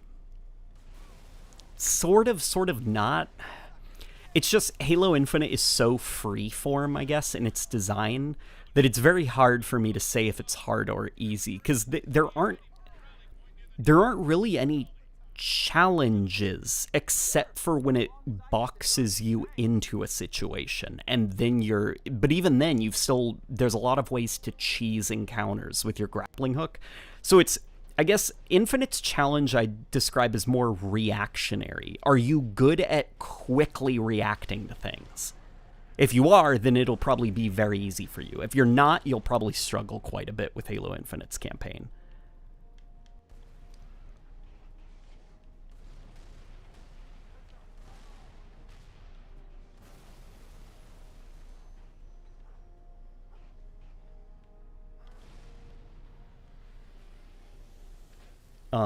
Marked Ashamed says, I miss the Marines being able to drive vehicles. Also, no ODSTs in the campaign. Yeah, the Marines are paradoxically the worst and best aspect of Infinite's campaign. They are the best because when they are working like Halo Marines, they are so much fun. But they're also the worst because they're very stripped down Halo Marines.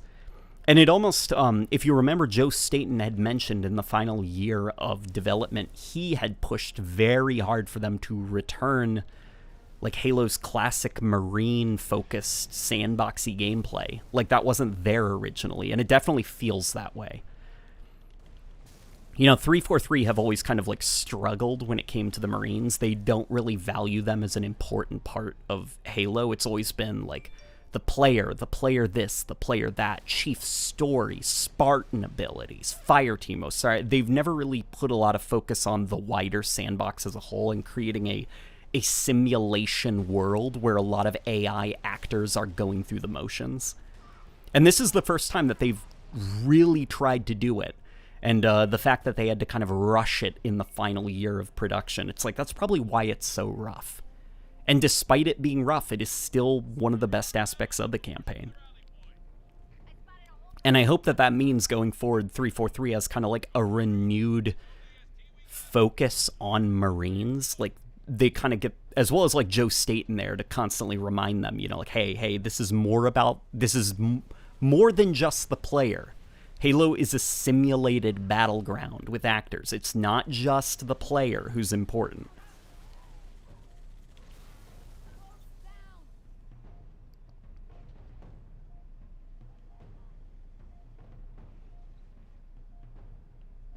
Halo needs to go back to linear missions, says Michi. Yeah, I'm in that regard too, because I think open world, I think, is fun as a level idea. Like, could you imagine if Halo Infinite was a little bit more linear, but some levels were open worldy?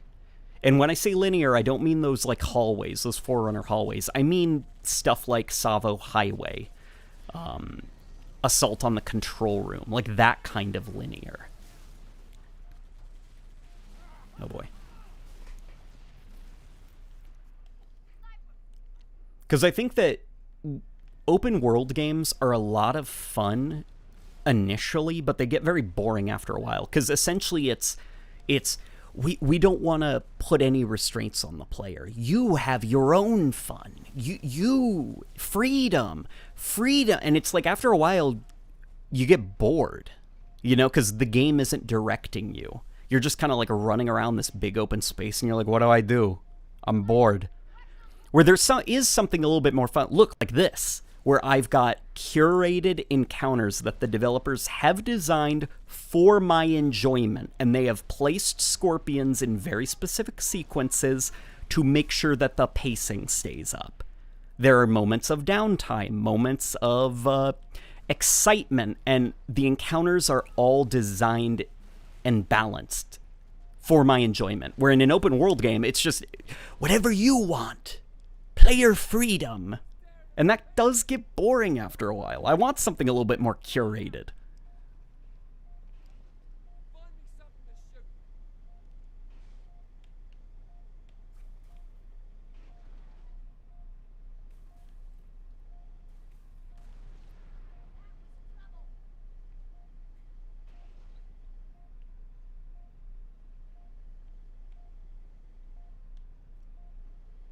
How good is the plasma rifle? The plasma rifle's really good. Really, really good. I miss it a lot.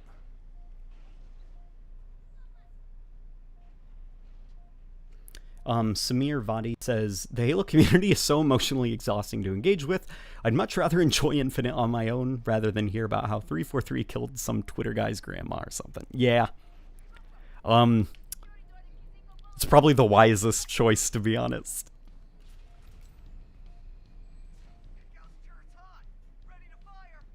Open world games are fun when you get high. Yes. Yes. I completely agree there.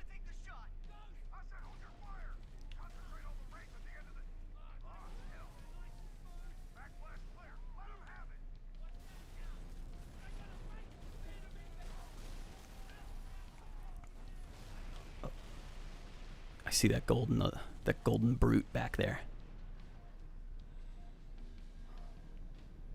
What does the plasma rifle do?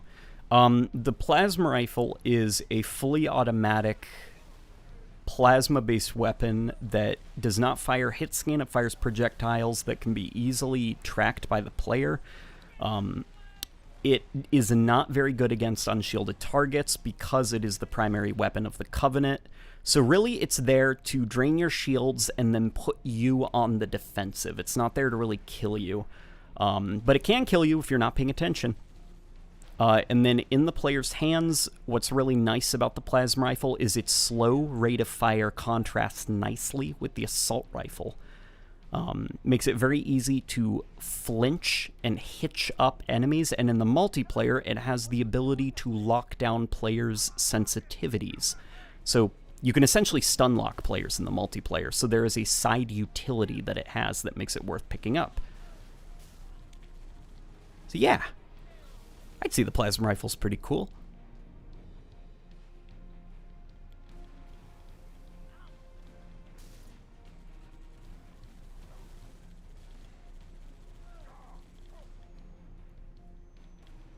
Damn it.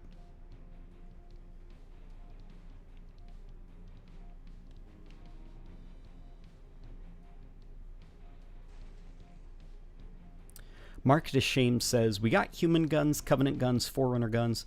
What if we had maybe not flood guns, but flood-like guns?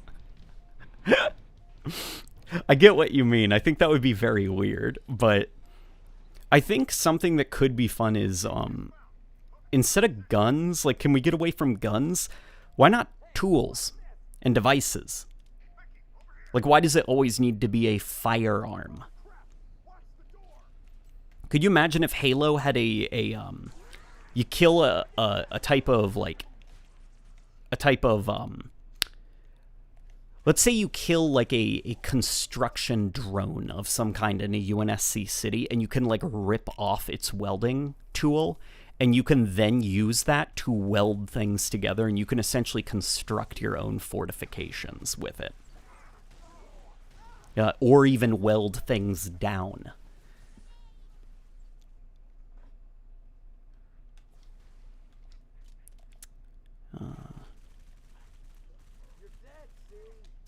Let's say you have ODST, right? It's raining. You find a taser. The taser cannot kill things. Brutes are simply way too big to be taken down by a taser. But there's puddles of water everywhere because it's been raining. So you're shooting with your SMG. A brute steps into a puddle of water. Quickly swap to your taser, tase the water, and the brute goes down. And then you just start wailing on him with melee attacks, and that kills him. Like, that would be pretty cool.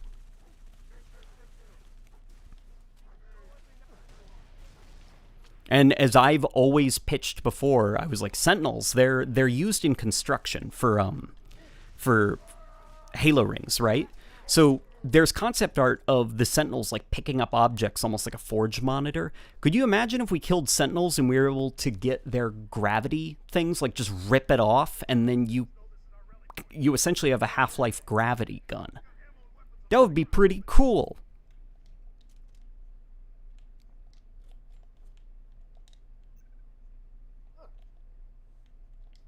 A welder that repairs vehicles, maybe. See, that's another great idea, because of Halo Infinite's new vehicle damage system. That would be awesome. I'd totally drop one of my lethal weapons to carry a support tool in the back, like a vehicle repairing device.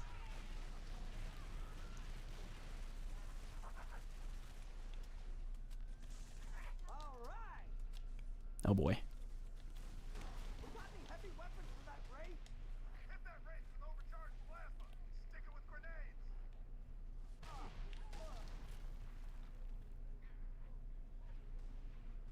Yeah, it's unfortunate that, like, and I don't assume it's 343 being just uncreative.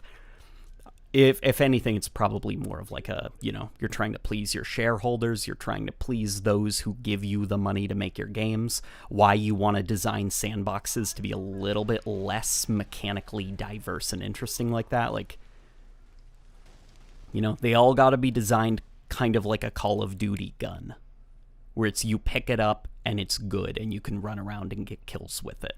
And that's kind of the extent of its creativity.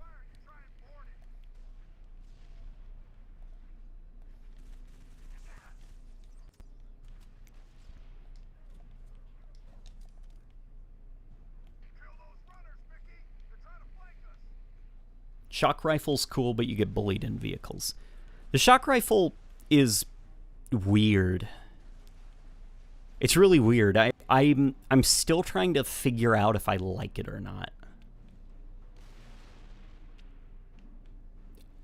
I'm leaning on the side of yesent in regards to if I like it. Because what I do like is in the campaign that it can, like, string to other enemies, and it's kind of like if I've got like a brute that's really giving me trouble and I'm like, can you just not for 1 second please, and I can stun him and lock that brute down so I can have some breathing room.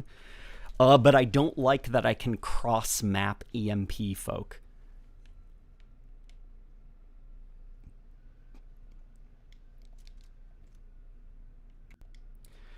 Mark DeShame says, I know the grappling hook had nothing but praise, but my issue is it isn't utilized by enemy AI. Imagine a flood combat form with a grappling hook. That would be terrifying. But yeah, that's an issue I have with the equipment too. They're not used by the enemy.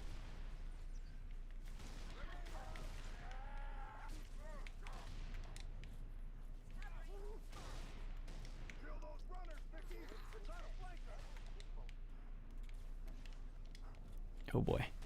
And I do think sometimes the grappling hook, I know everybody gets upset when I say this, but it does limit what a level designer can do in terms of creating interesting combat situations. Think of, I think Actman even brought it up. It was, Actman and I agree with a lot of things, and it's great that he can put it into words because sometimes I struggle with it. He said, imagine in Truth and Reconciliation, that hangar where you've got Covenant on the landing above you and they're shooting down at you. That is a combat situation in which the Covenant have the upper hand. How are you going to get out of it with the tools provided? If that was Halo Infinite, there would be no challenge. Elevation is invalidated by the grappling hook.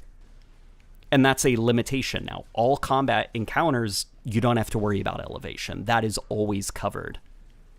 It's like, yeah, I definitely felt that in Halo Infinite.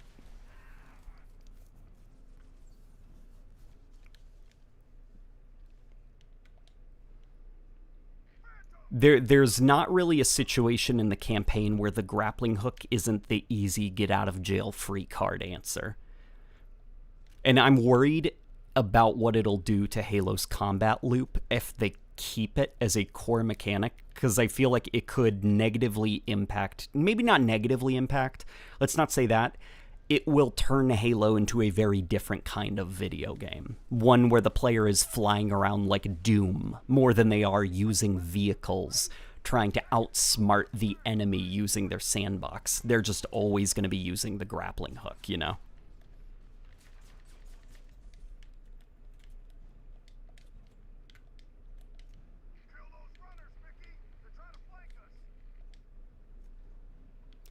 Jonah G says, you could have levels restrict equipment to you. It wouldn't be an issue, actually, if the equipment system in campaign operated like it does in multiplayer, where you have a limited amount of charges.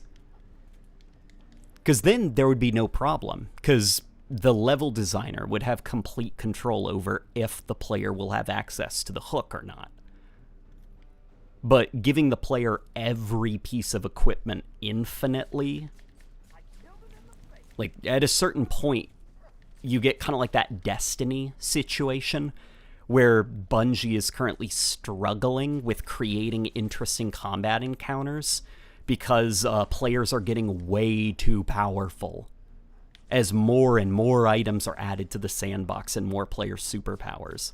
And it's like, I don't want that to happen to Halo. I prefer, like, the freedom being given to the developer, not the player. Because then that gives the developer more freedom to create a variety of encounters and situations for us, based on what they do or do not let us use.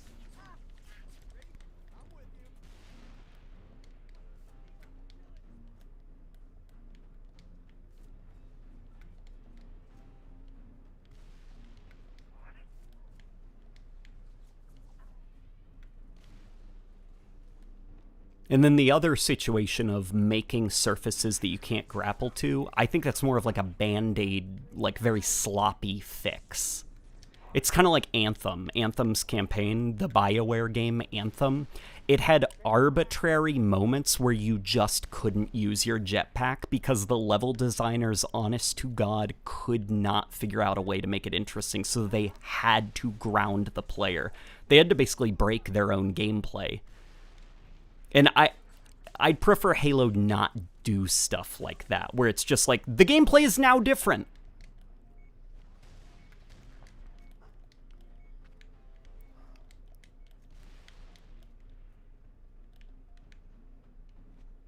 Because then also think you've got the bandana skull, so if you want that infinite grappling hook, you can have it.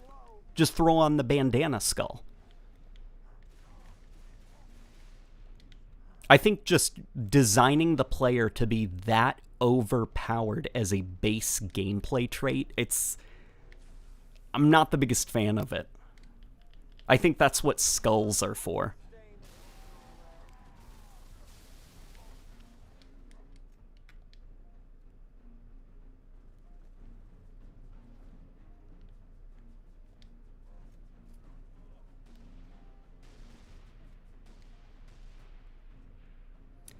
Orpheus says, dropped the campaign because repetitive locales are boring.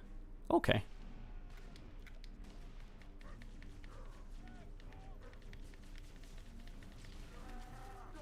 In fact, I actually think Infinite's campaign, if we're talking about, like, repetitive locales, I might say something a bit controversial. I think that the day-night cycle, instead of having a day-night cycle, what they could have really done to break up the repetition is have the different biomes set during different times of day. Have that AA Gun Island be set, like, at sunset, so it's like a very orange setting. I said the word setting too many times, and now it sounds weird. What are we doing? Did the game break? What's going on? Is there a one covenant left out there? I think you could have like some kind of, I'm not sure how you would do it. Let's pretend, okay, magic. Magic, it works out fine. I'd have the different biomes set during different times of day. That way, even if you do have the same environment over and over again, at least it doesn't look the same as the other biome, you know? Player 3 donated $2. Thank you, friend. Edward Natali says, what about a weather cycle? Yeah, there you go. You could have one of the islands always be raining or something like that. Jack Cooper says, just joined the stream. What's been happening? Not much. Not much, to be honest. Just, you know, hanging out. Everybody's letting off their frustrations about Halo. We're talking, enjoying ourselves. How are you doing? Kind of like how the road is always at sunset, says Toxic. Exactly. Exactly. Lighting can be really powerful as an artistic tool. Like, could you imagine if the developers had direct control over the sunset?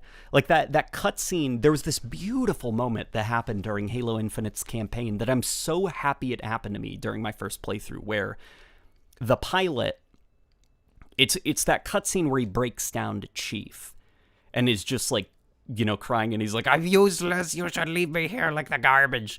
And the cutscene started at night, and it was dark, well, light blue, because that's what Halo Infinite thinks nighttime looks like. It was nighttime, and the pilot's breaking down, like, you know, yelling at Chief and stuff, and there's the fire and the embers of the crashed garbage all around him. And then when Chief kneels down, he's like, we all make mistakes. As he starts talking, the sun begins to rise. And by the time the pilot is back up and at it, the sun is fully risen and it's daytime. And that was accidental. That was just coincidence. But if they could develop it to be like that all the time, instead of just having this bland day-night cycle, that it has no artistry behind it.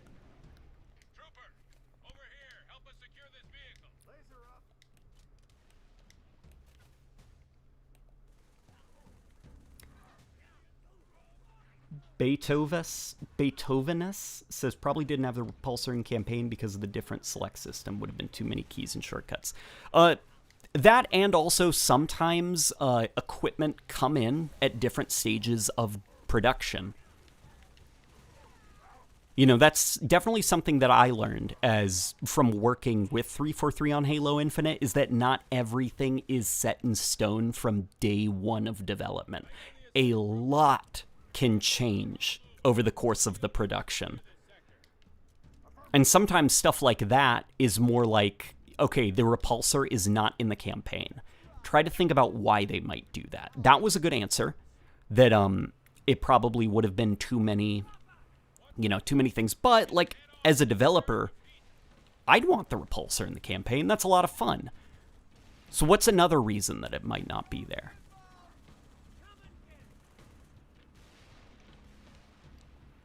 Why does your MCC have cooler menus than mine? Because I downloaded a fun mod pack from Halo Nexus.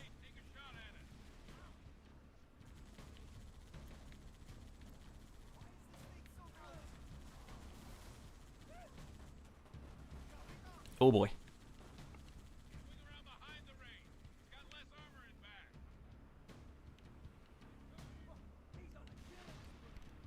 A good example, actually, of a linear mission, I think, was AA Gun Island in Halo Infinite. Just cycling back to that discussion for a bit. What was, in my opinion, AA Gun Island, that was perfect as a Halo level in Halo Infinite. That's my takeaway level from the game. It's because you're basically linearly forced there, and you're not allowed to leave until you beat the level. And it reminds me a lot of Silent Cartographer, where you've got this linear situation, but you do the thing, get in the pilot's Pelican, and then, oh god, we're going down, now we're crash landed on this island. And no matter where you look on the island, the AA guns, your objective is always in sight. You don't need to open your map on that island if you don't want to, because it's just small enough. And it's perfect. Like, you could have some more linear levels, kind of like this with Halo Infinite, where, you know, you got Marines, you got your thing, it's not open world and stuff, and then cutscene happens, boom, then you're dropped on AA Gun Island, where it's this non-linear giant play space. And the way to beat the level is to do big 3 things that are always in clear view of each other. And you can explore, do whatever you want. There's side stuff. Yeah. I'm not letting the lack of patience with Halo Infinite's multiplayer shenanigans affect my opinion of Halo Infinite's campaign. I stand by the fact that AA Gun Island was a lot of fun. Yeah, Pelican Down, that's what it's called.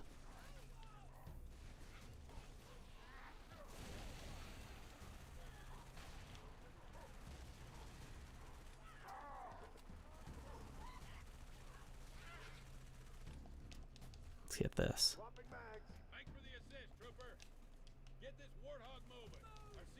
My favorite mission for Infinite was probably House of Reckoning. That was a pretty good mission as well. And probably also very, very clear proof of how strong Halo Infinite's combat loop is. Despite some issues with it that I do have, it's a solid combat loop. And kind of like the biggest, I guess, case for why Halo Infinite needs a firefight mode. Because without linear levels that we can replay over and over again, that are very specifically curated, just an open world where you wander until you find a combat encounter, we do need a concentrated way to just fight things, because fighting things in Halo Infinite is so much fun.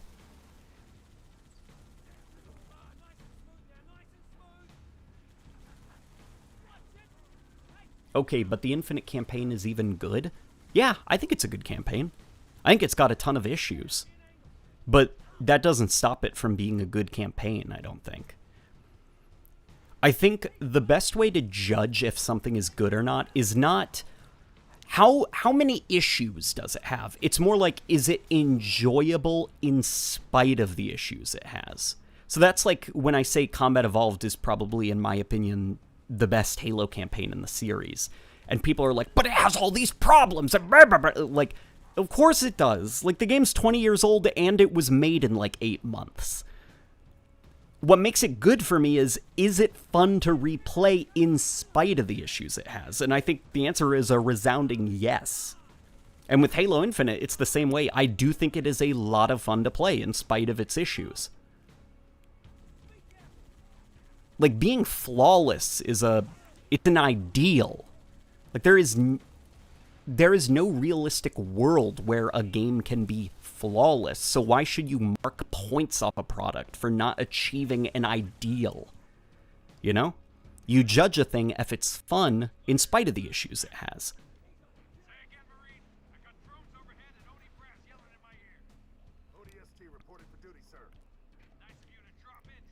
I'm gonna grab this.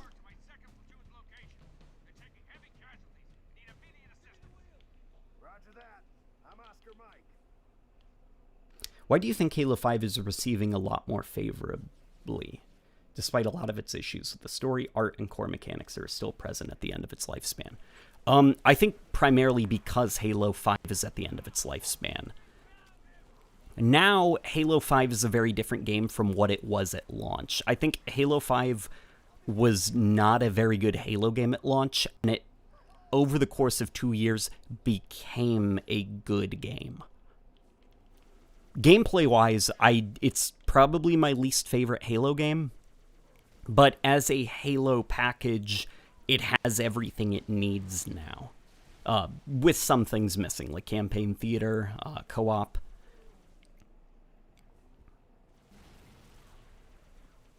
And so people are right now judging Halo Infinite against Halo 5 at the end of its life. I think if you were to stack Halo 5 up against Halo Infinite, like the two games separately, that would be a more, like where Halo 5 was at launch, that would be a lot more fair of a comparison. And that's not excusing, by the way, the lack of content in Halo Infinite. It's more so saying that people are forgetting that Halo 5 was guilty of the exact same sins that Halo Infinite was. So if we really want to compare the two, we've got to remember where Halo 5 started in its lifespan. And it was about as content light as Halo Infinite.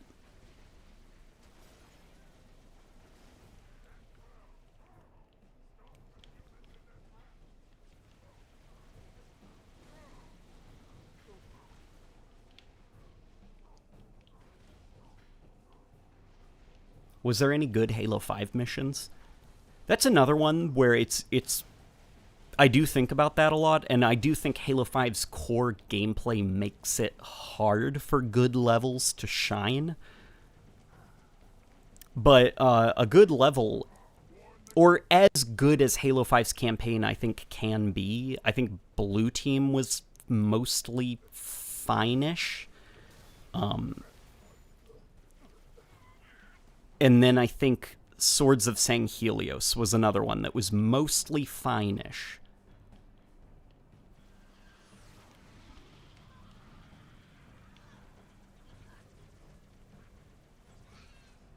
Trooper, you're almost at second platoon's location. Give them a hand and push to the primary objective. What is the objective, Colonel?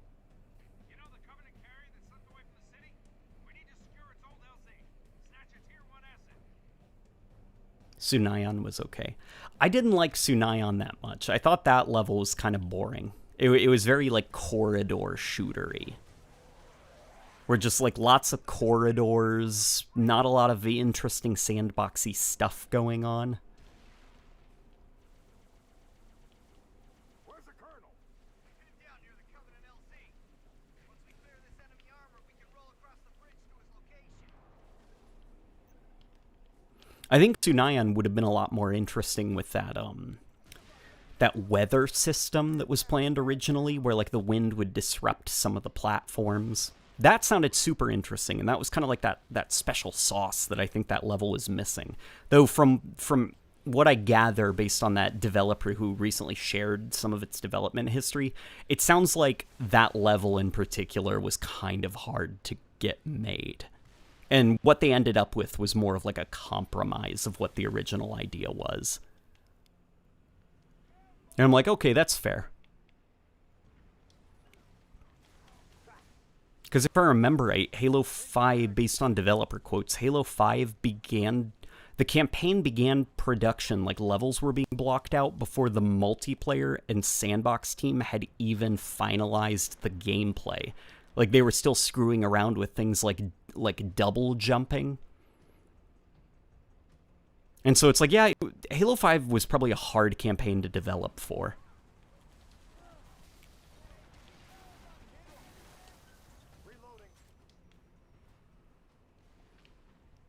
Rebel says super chat. Oh god, I missed a super chat. TV Frank, the grapple shot becomes an incredibly risky noob trap on higher difficulties. I found myself using the drop wall and threat sensor when beginning engagements and dashing when tangling with mini boss tier units. Yeah, on the PC. Also, by the way, thank you for the $50. That's very, very generous. But yeah, I do agree with you. On the higher difficulties, I found myself doing that. It kind of sucks that the PC version of Halo Infinite sucks, because like it is a lot of fun on a mouse and keyboard when you bind all the different armor abilities to different keys, so you don't need to do that like bizarre kind of like clunky swapping system. You can just click 1 or 2 or whatever, and you immediately have your other armor ability equipped. I kind of wish that we could go a step further and just be able to automatically deploy it. Or maybe go a Crisis 1 for console route and have it be a armor ability wheel.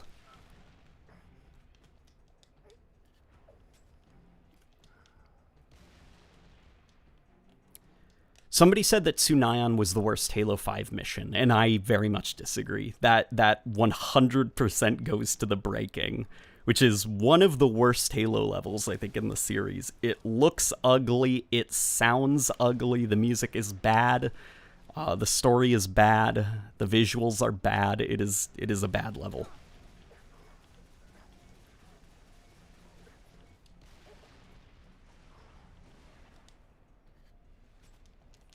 Jack Cooper says, thoughts on 343's latest update. For mid-season, I thought it was laughable and not a great sign of things to come.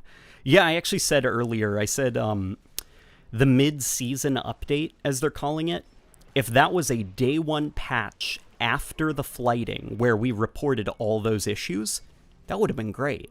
But as a mid-season update for a content-starved game that launched 4 months ago and has not received any polishing work since, or content drops, that's really not good enough. You know, that was a day one update that they are releasing 4 months late.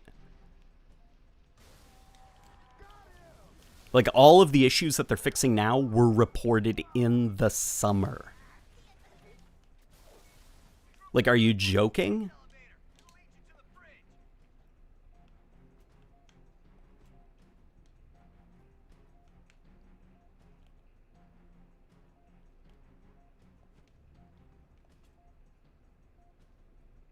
What's the difference between the BR, DMR, and Covenant Carbine, besides the DMR and Carbine are single fire?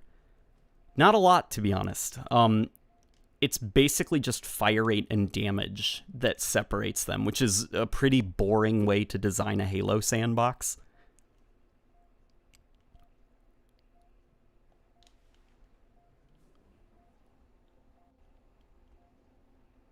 Oh, guys, you want to see the funniest thing in the world? Look how fast this falls. Woo! Woo! Look how it looks like a toy, how fast the space bridge is following. That always bothered me.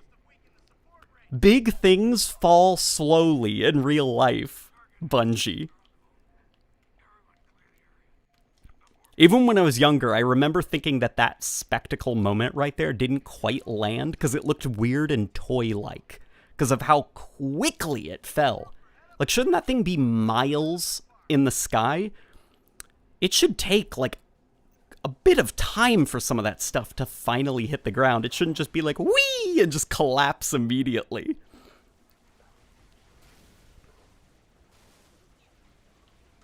It almost looks like they originally had the animation much, much slower, but during playtesting, they found that players were just boosting across the bridge too quickly.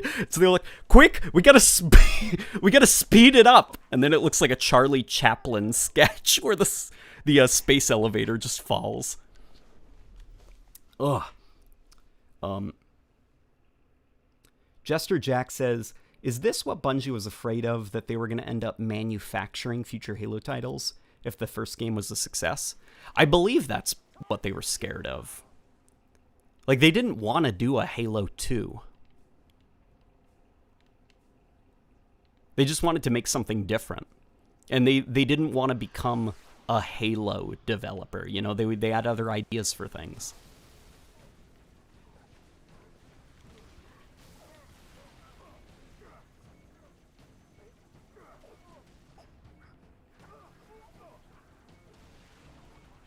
Let me look at my challenges quickly.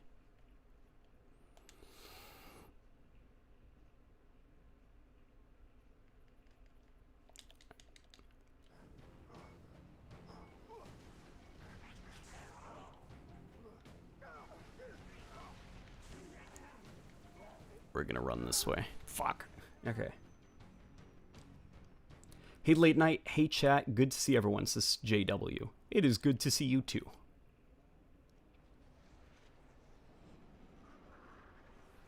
Isn't that an FPS issue? It is not an FPS issue. The game on the 360, the space elevator also falls that comically fast.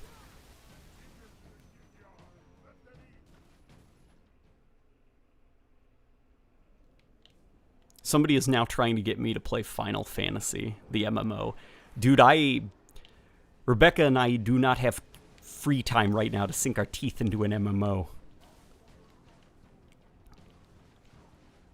Even Destiny 2, The Witch Queen, which I was looking forward to. I don't have the free time right now to sink hours and hours into The Witch Queen. I hope it's good, though. Because I'll definitely get it maybe this summer. No!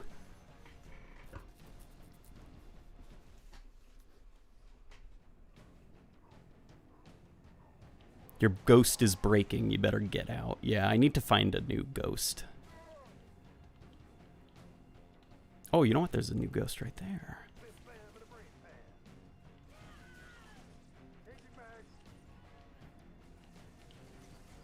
Wahoo! Yeah! Waha!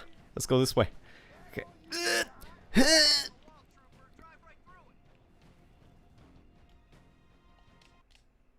We did it.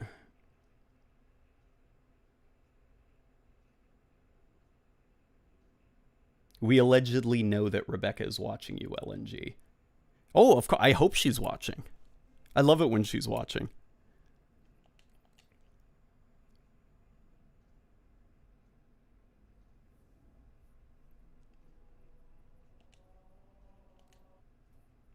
Rebecca's a sweetheart, guys.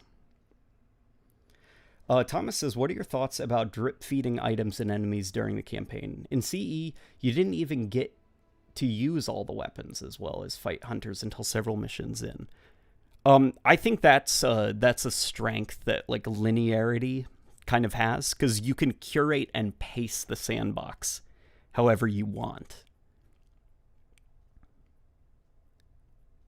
Whereas in Halo Infinite, they don't exactly have that freedom.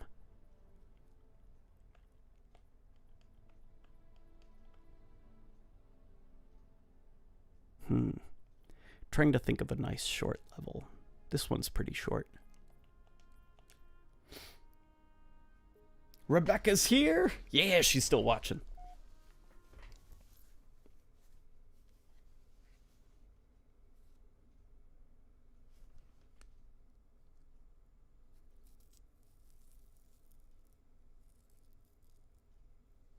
What are your hopes for Halo Infinite DLC? My hopes are Forge.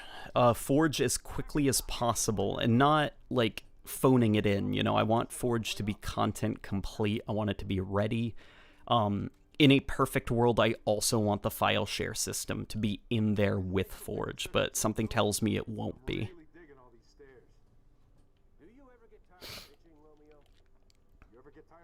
What are your thoughts and feelings on our Lord and Savior, the Pulse Carbine? Oh, Jesus Christ. The Pulse Carbine is really cool in the campaign, but in multiplayer, it just feels like they really didn't want the plasma rifle to come back, and so they just tried so hard to make something that was not another storm rifle. But then they also designed it around that, like, you know, rate of fire and the best range to use it at. Like, Favin actually made an excellent video recently where he talked about 343's kind of like obsession with designing weapons less around utilities and how difficult or easy they are to use, and more around its intended range, its fire rate, and its damage. And the Pulse Carbine is designed to be used at mid to long range. That's what makes it special. It's like, that's a really boring way to design a weapon. Andrew Heisendrive von Dulst says, a Halo pet peeve I've had for post-CE games is the removal of HUD health bars for passengers and vehicles. Argue all you want about visual cues like fire and whatnot. I will not champion unambiguous meters over anything. Yeah, I miss that as well. I liked the little health meters.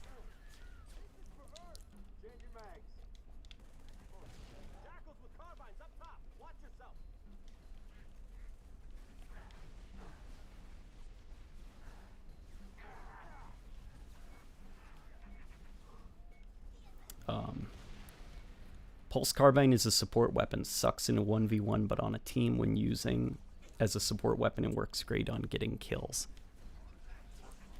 I'm glad you're using it well. I just think it's very boring. It's designed to be used at mid to long range, and that's it. I think there are more interesting ways to design a Halo weapon.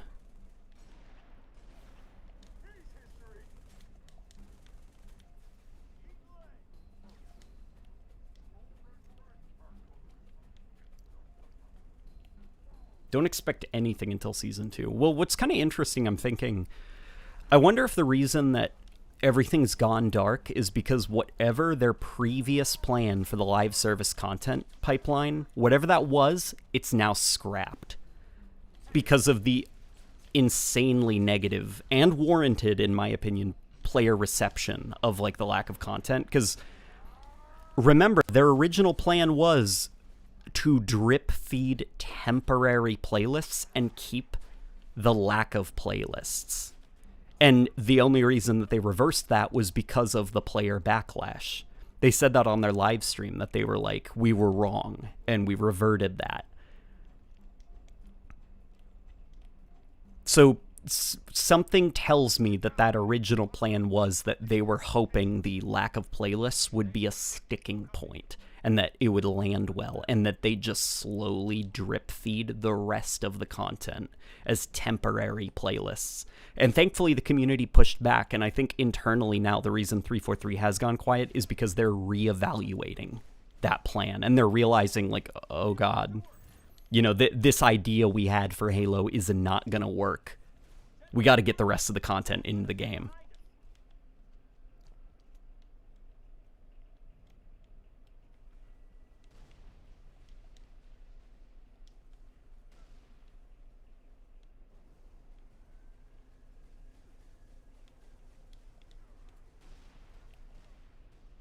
Don't know why they thought it was a good idea to begin with. Some of me understands. Like, at least, okay, so this is my interpretation of what might have happened. And listen, like, I know that my name is on the credits for Halo Infinite. Do not mistake that as me endorsing all of the ideas. I very much pushed back against ideas that I thought were dumb like that. I was not happy. And I feel very vindicated that the community is not happy either. With things like that, what I'm suspecting is you've got a bunch of people looking at data from things like Apex Legends, Warzone, and they're like, these big battle royales, they have only a few playlists, and they have these live events where the store is updated with themed cosmetics. We need to do something like that for Halo. We need to limit the amount of playlists and boil it down to what we think the core of Halo is, which is 4v4 competitive modes and big team battle. Those are the core. That's the core of Halo. And then we'll bring in wacky side stuff and have themed updates in the store. That is my interpretation, okay? I'm not saying that that's what happened. If that was what happened, that is a worrying misunderstanding of the kind of game that Halo is, to think that that is the core of Halo. Halo's more of like a, sandbox. But yeah, it's more of like a combat module with a big modular sandbox where you can create a variety of gameplay experiences in it. Halo is not competitive 4v4 or big team battle. It's whatever your favorite playlist or game mode is. So that's what I think probably happened. I hope I'm wrong, though.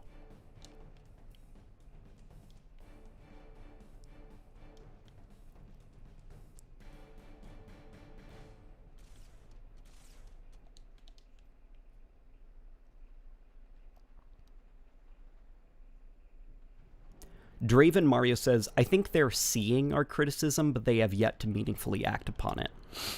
Oh, I think they're definitely internally acting upon it. The problem is, with huge game development studios, things take quite a bit of time. Things take quite a bit of time to get going. Because there's so many different aspects of the game, I guess, that are at work at any given point. You've got the UI team, whatever they're making. You've got marketing. You've got art. And then you've got the marketing in communication with Xbox, who are handling external partnerships and stuff like that. So if there's any changes that are made, you got to have a meeting and let everybody know what's going on. You've got to argue why it's got to happen. So you've got to schedule those. Those can take a few weeks. So you can't just suddenly, like, all right, they want Forge. We got to add Forge in now. Like, it's like everybody's got to stop what they're doing. You got to get Xbox on the horn. You've got to get the engineers on the horn. You got to figure out what you can do to get it out the door as fast, what kind of teams you'd need, how much extra money it would cost to put more people on the Forge team to get it out the door faster. Marketing, what do they have in the pipeline 9 months from now? What are their plans? Can those plans be changed? Can we cancel those plans? No, you guys have already started making trailers and stuff. Crap. Okay, can we fix that? Like, you get the idea. Basically, I assume since probably Christmas, since they've been back from Christmas, they've been probably having, like, weekly meetings, probably multiple weekly meetings, and coming up with a way to kind of course correct. And that's probably also why they've gone dark. It's because they are currently course correcting. Whatever their original plan was, it's scrapped because they knew it would not land well. So they're just, like, letting the game sit. And we'll probably see word on what their early plans for the course correction are in a month or so, I'm estimating, but we probably won't see a massive change that was based on feedback until, unfortunately, the holiday. Just based off of how I understand game development works, like how long it takes for things to get done. Big studio bureaucracy, basically. Yes, exactly.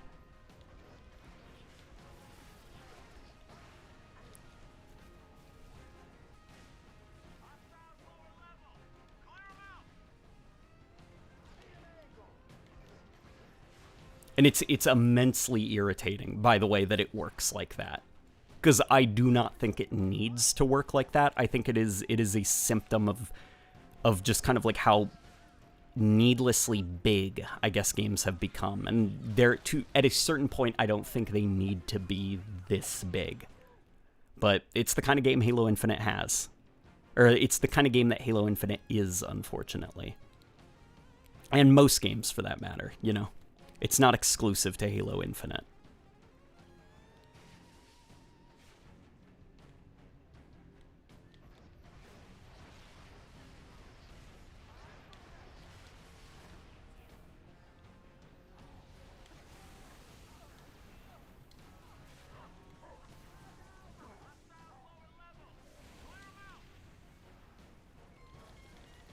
Oh no, the brutes.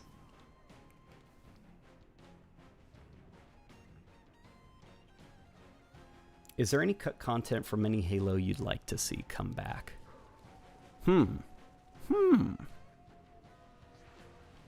I would really like to see those old knights from Halo 4's prototypes where they like roll up into a ball and roll around. That seemed like a lot of fun.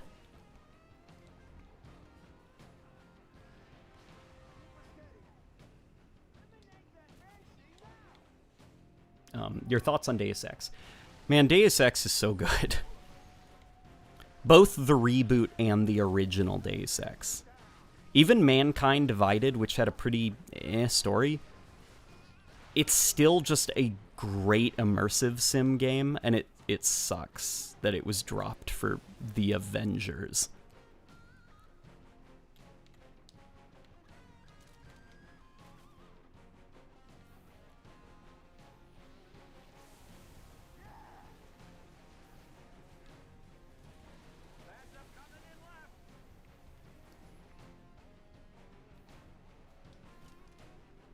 If you could bring back any weapon from previous Halo games into Infinite, which one would it be? Maybe, like, my instinct answer right now is the Halo 3 Gravity Hammer, because I think you could make more interesting custom games with that version of the hammer than you could the Infinite Hammer.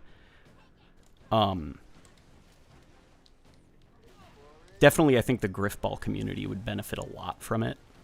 But also, like, maybe, I don't know, either the Halo 5 Magnum for competitive starts, or I'm biasing towards maybe the Halo 2 Battle Rifle for competitive starts. Or even the Halo 3 Magnum. Or not the Halo 3 Magnum. Jesus, that was a Freudian slip. The Halo Combat Evolved Magnum, because I think the Infinite Battle Rifle is not it, Chief, as a competitive weapon. It's too easy to use. But then even for social starts, I think that bringing back the Reach Assault Rifle mechanically for Social Slayer, like get rid of the Halo Infinite Assault Rifle and replace it with the Reach Assault Rifle in terms of stats, because that would create a more, like, less sweaty social environment.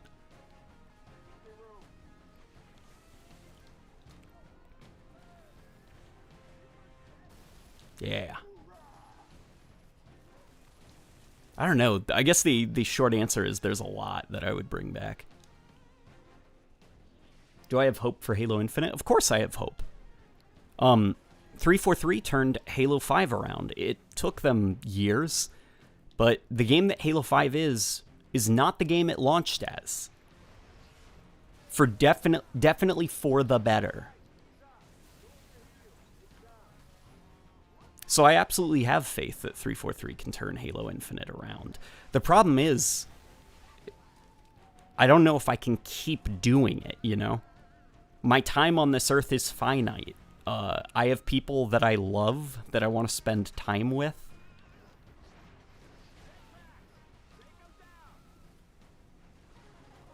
And it's like I can't keep waiting years and years for games to finally be good, you know?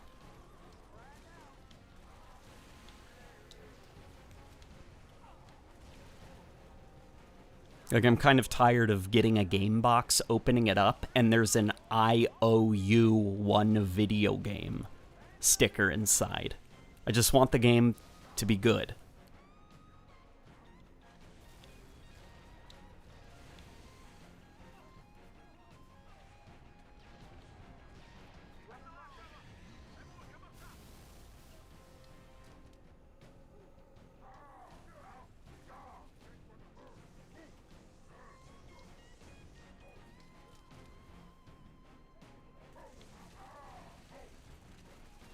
I find the Infinite AR underutilized. Oh, I in my experience, it's been way overutilized. The range on that thing is kind of astonishing. There we go. We did it.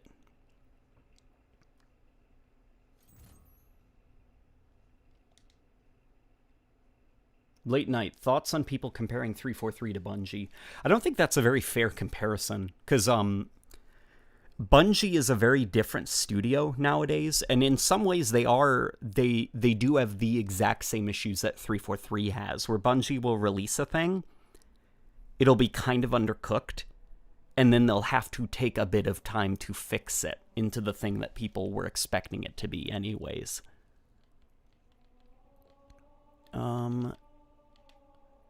I am almost done filling everything up.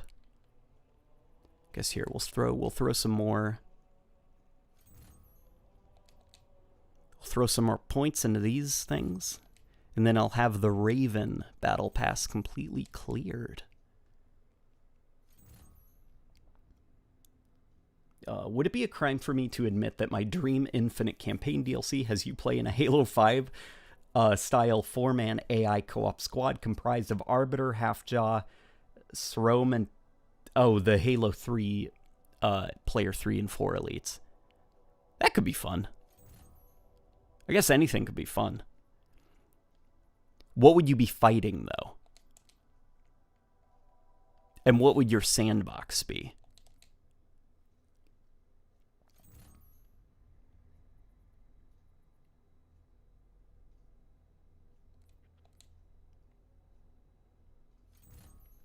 There we go. We're almost done with the Elite Battle Pass. Just two more little two more little points. Complete campaign missions in Reach or Halo CE. Fine. I think I've still got my Halo Combat Evolved modded. That's why I haven't touched it. The campaign, at least. What's a shorter level?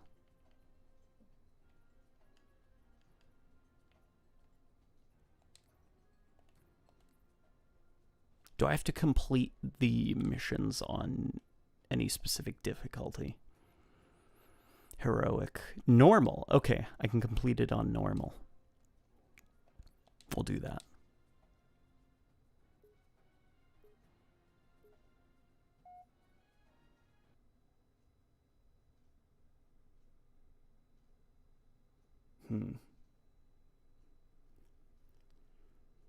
I think Bungie had a better story and characters, etc., because of the lack of graphics and lower budget.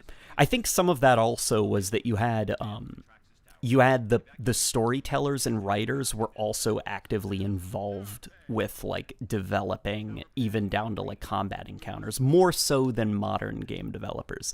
That's not to say that 343's writers had no say in the gameplay, but because of how much smaller Bungie was and most game developers, there definitely was a lot more flexibility, I guess, when it came to the script and how it fed into the gameplay.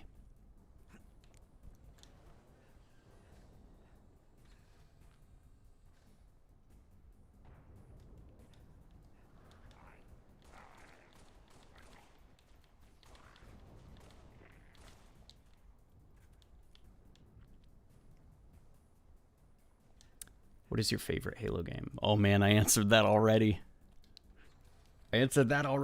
company be advised, we have reports of Covenant suicide squads. You've got to be kidding me. That's a negative. Keep your eyes open. You completed the challenge by playing Pillar of Autumn 3 times. Is Pillar of Autumn the the shortest level in Reach? Do you think 343 should have a developer support team like Raven or Sledgehammer so that Forge and content gets released faster than what it is right now? I do think 343 needs a support studio. It's gotten to the point where their games are at such a size that they need help. They can't do it on their own. The reason that Halo 4 had so many multiplayer maps and so much content was because Certain Affinity developed the multiplayer for Halo 4. When 343 did the multiplayer themselves with Halo 5, it was, at the time, the smallest Halo content release since Halo 2. In fact, Halo 2 might have had a little bit more content because Halo 2 wasn't missing game modes.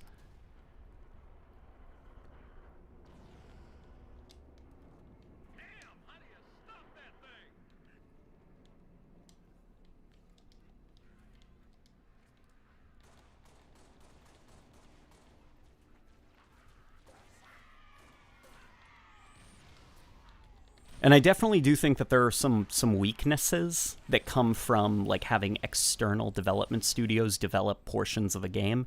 You get that like that Ubisoft problem where their games feel so like soulless because they're essentially patchwork games where you've got different studios across the world in Ubisoft developing different portions of the game, and then at the end of the development, they all come together and stitch the game together. And what you've got is this fine, safe, kind of bland, unremarkable open world game. Because it didn't really have an identity. It was made by like 3 different studios.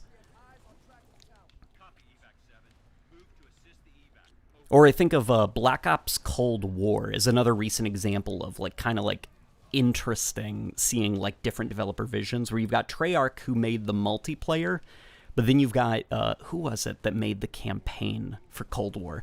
But the campaign was so different from the multiplayer in terms of tone, and not just mechanic. Like Treyarch, they're kind of like they have that teenager like life sucks, no one understands me kind of mentality.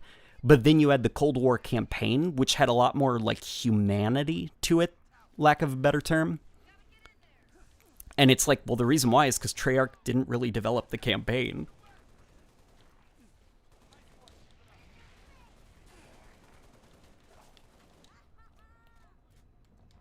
Nightfall is a much shorter mission.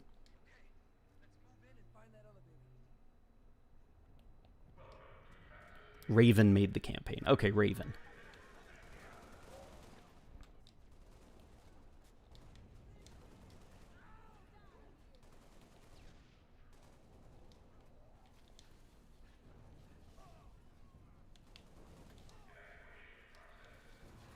Let's go this way.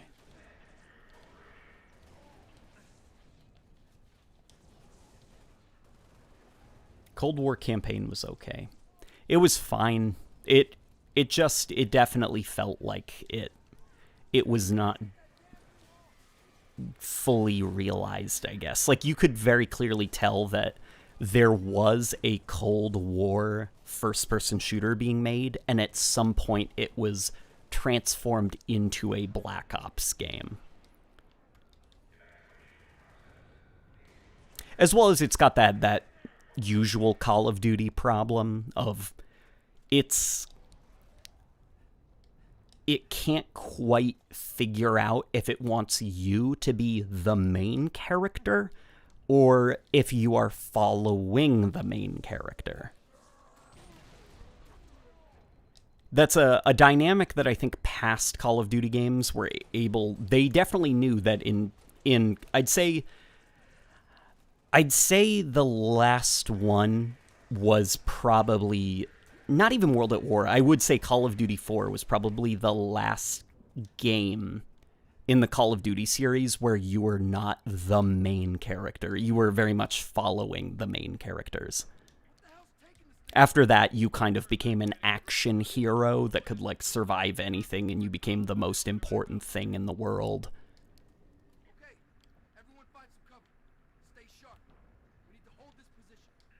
The more I think about it, the more the need for the classic shotty to return lessens. Oh, no, I think Halo Infinite does need a classic shotgun. I think it is missing that role. The Bulldog is not it. It's just a boring Mauler.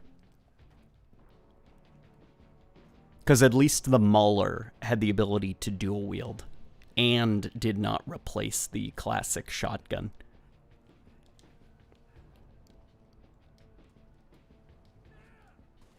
Killer Wolf says, I saw an Easter egg in Halo Reach where you had to hit invisible switches, and then you could use the Mac gun to hit lights on the Pillar of Autumn in certain order. Then you hit the cruiser and a cutscene plays,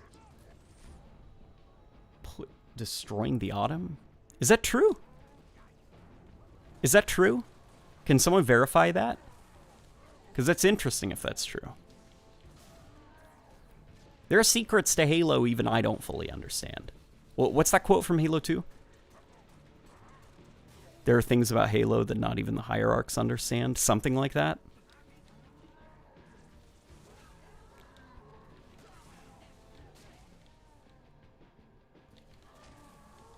Oh boy. Big disagree with World at War. That's okay. That's still how I feel, though. World at War's campaign ends with you personally carrying the flag up at the top of, like an action movie hero.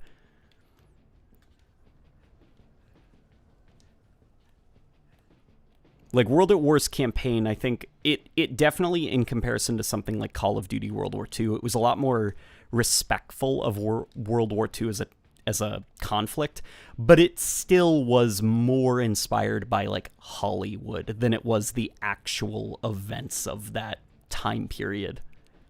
There was a lot of, like, okay, Treyarch clearly saw Saving Private Ryan, which I think people do forget, because World War II, Call of Duty World War II from 2017, was so much worse about that. And then now we've got Call of Duty Vanguard, which makes World War II look so much more respectful of the time period. I can't wait till the next Call of Duty World War II game, where it's going to make a Vanguard look respectful of the time period, because it's going to go even crazier.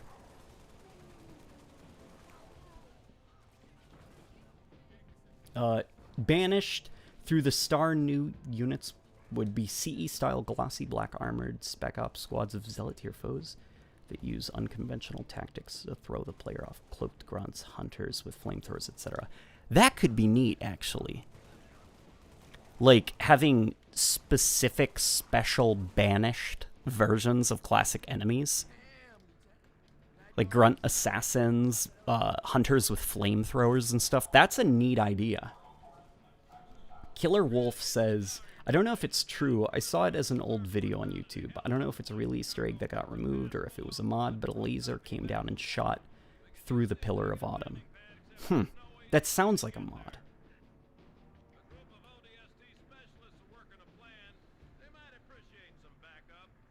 Also, Vanguard has red dot sights. Definitely not period accurate. Yeah, no. Those stupid red dot sights. One day, there will be a AAA World War II game that does not have red dot sights and fully automatic pistols and fully automatic... Oh, boy. And fully automatic shotguns and stuff.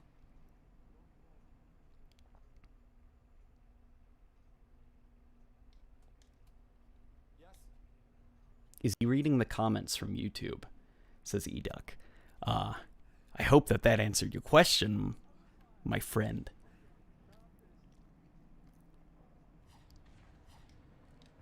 This may be a bad take, but I find the STG is the best gun in recent years. For like a Call of Duty game. Oh my god, I did it again. I did it again!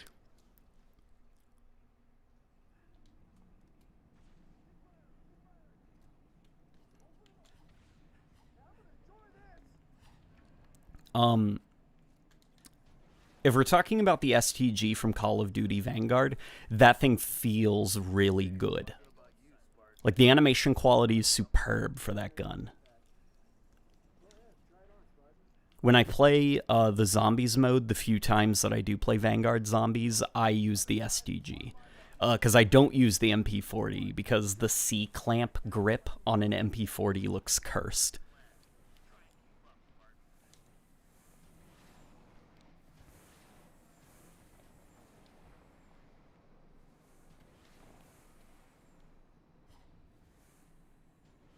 The sights in Vanguard are NIDAR. NIDAR sites, which were a real thing and were prototyped during World War II, but Vanguard is not accurate at all to how they worked or appeared. Yeah, it's even the term prototyping. That means that they suggested it and probably made a few and like tried to get them to work in like firing ranges, and we're like, this is not reliable enough. We'll revisit this technology in a few years. Yeah, World War II did not have red dot sites. Like, my grandpa's village in Russia didn't even have plumbing. So no, I don't think the Red Army had working red dot sites.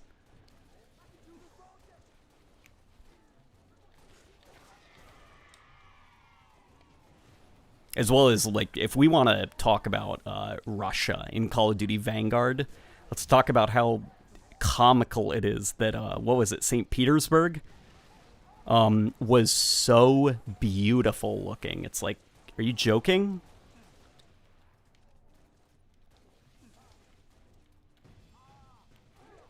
Like, Russia wasn't this pristine utopia. You know, Stalin was, like, starving his own people. You know, my grandpa vividly remembered how awful Russia was during that time period. And it just kind of feels like pandering, like trying not to offend people like me. It's like, no, Russia was beautiful. Everyone got along flawlessly.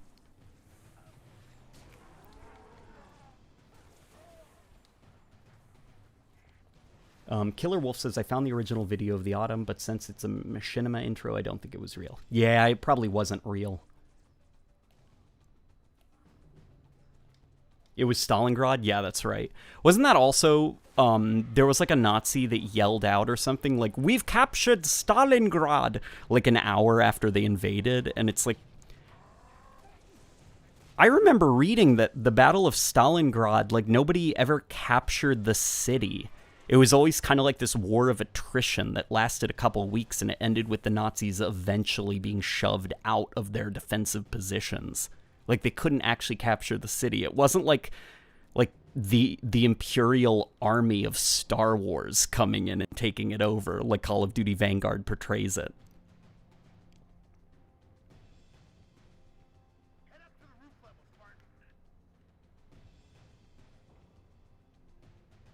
Have you seen the Forge leaks? I have. Forge looks really good for Halo Infinite. And the reason I'm talking about them and I'm not pretending they don't exist is because, well, 343 isn't taking any of them down, and they left so much in the game. People are talking about Forge already, so I'm going to talk about Forge too. It looks really good.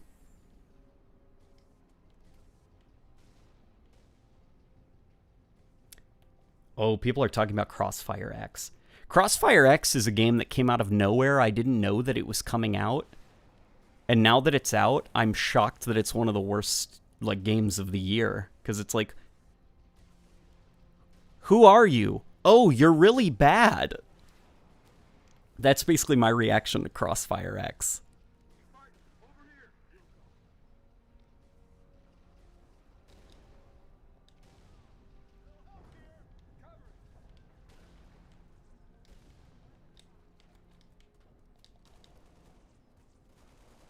I heard that one of Germany's World War II tactics against Russia was to just kill the commissar. And as soon as that happened, the Russian troops just deserted. I'm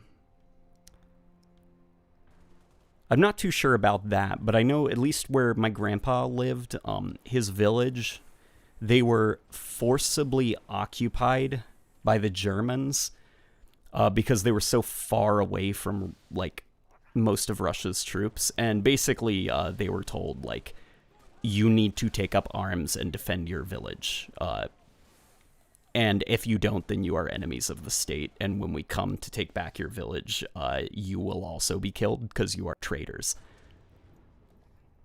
Which is like, awesome, cool. And that's kind of where my grandpa's migration out of Russia started, his journey. Because, you know.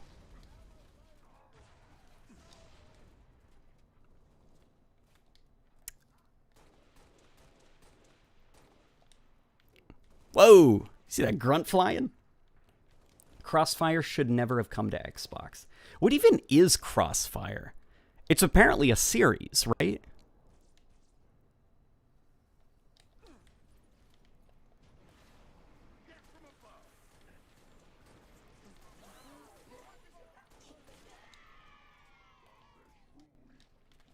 Plot twist, the Master Chief is Doom.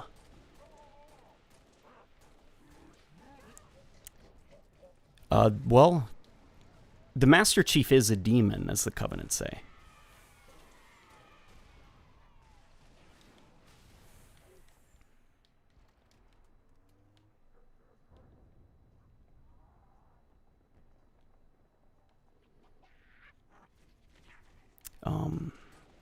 Saw a pretty good question, actually.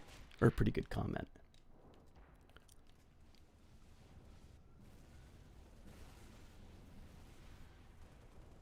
The classic shotgun would make a good power weapon, and the flamethrower would make a good minigun type weapon. I actually feel like Halo should move away from this fixation on power weapons. I think that weapons should just be like tools that are situationally important or not important.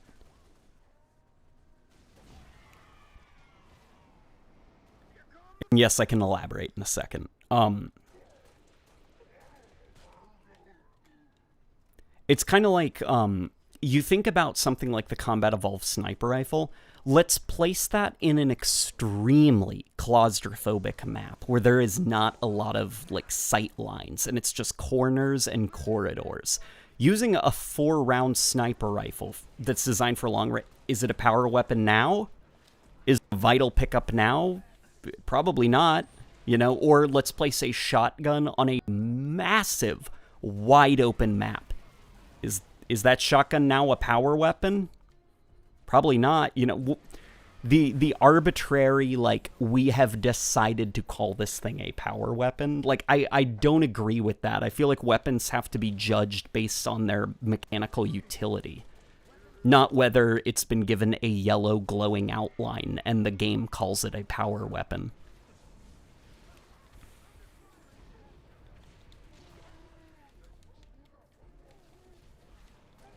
Because I think that's more or less like a holdover from... I know that like Bungie they had like the term power weapon as well, and I thought it was kind of dumb there because it didn't make a lot of sense either.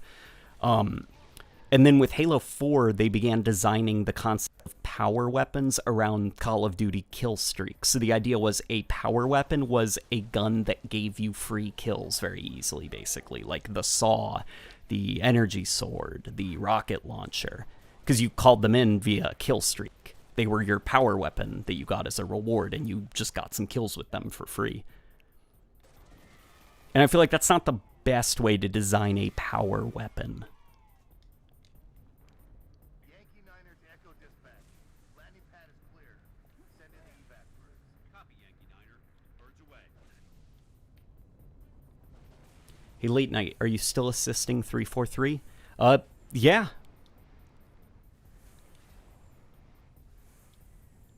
Yeah, to the best of my abilities, at least.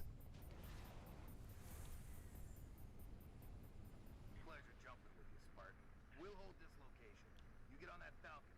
Make sure those transports make it out in one piece. This is your ride, Spartan.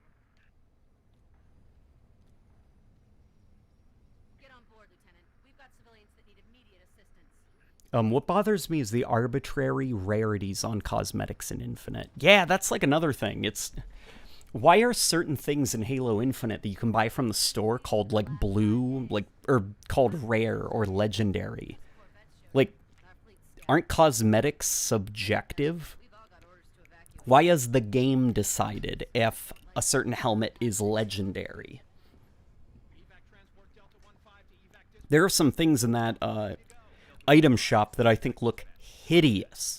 But the game has decided that they're legendary, and I vehemently disagree with its assessment of those cosmetics. It's literally just there because Destiny did it.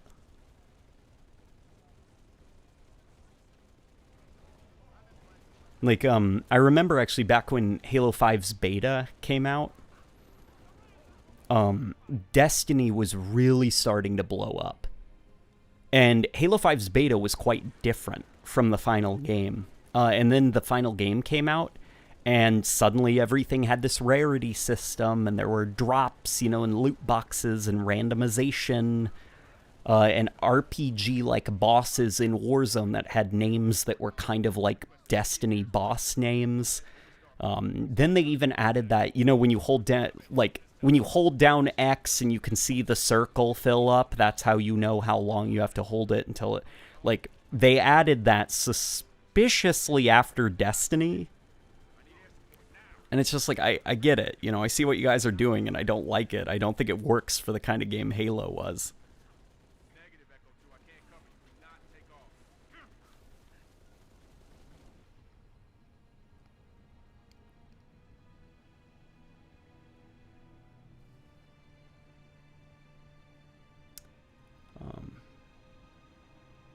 Even Call of Duty does it because Destiny does it.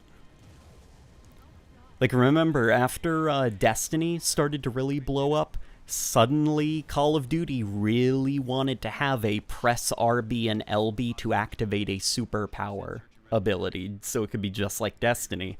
Call of Duty got that, like, social hub, the Normandy social hub, that was just like the Destiny Tower. As well as the rarities and stuff, like...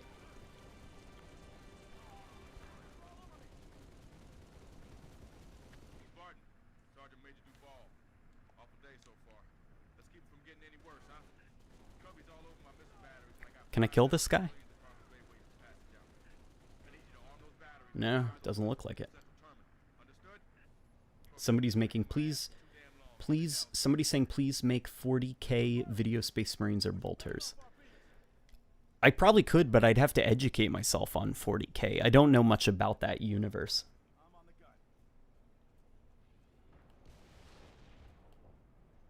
Late night, are you in communication as a professional? I am not. I am not. I have not taken communication classes. In fact, I could probably benefit from them quite a bit. Somebody says I can't stand cursors on consoles. Stupidest thing ever. They can work, as Destiny showed us. The problem is everybody who copies that Destiny style UI does it so badly.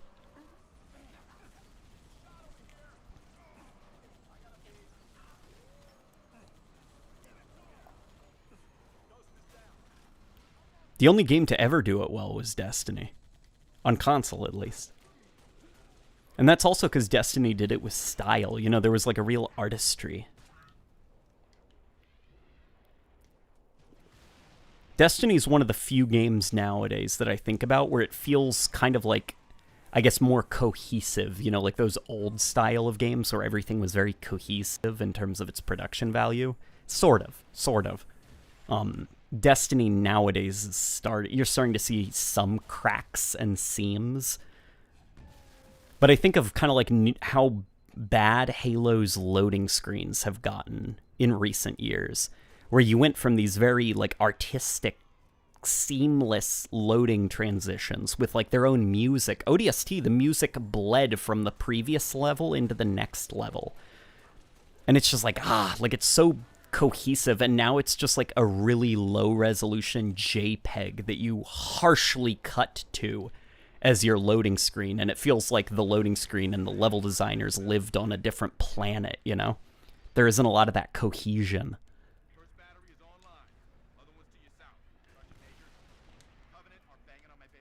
Man, this level's long.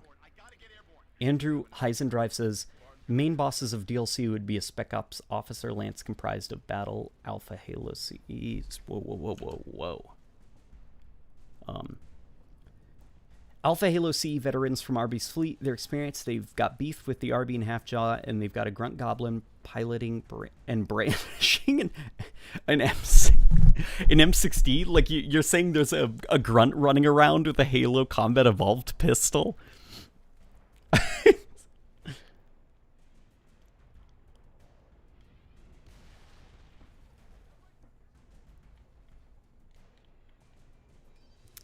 Justin Ozzy made... I see you, buddy. I see you asking for 40k content, but don't spam it. I see you. Don't worry.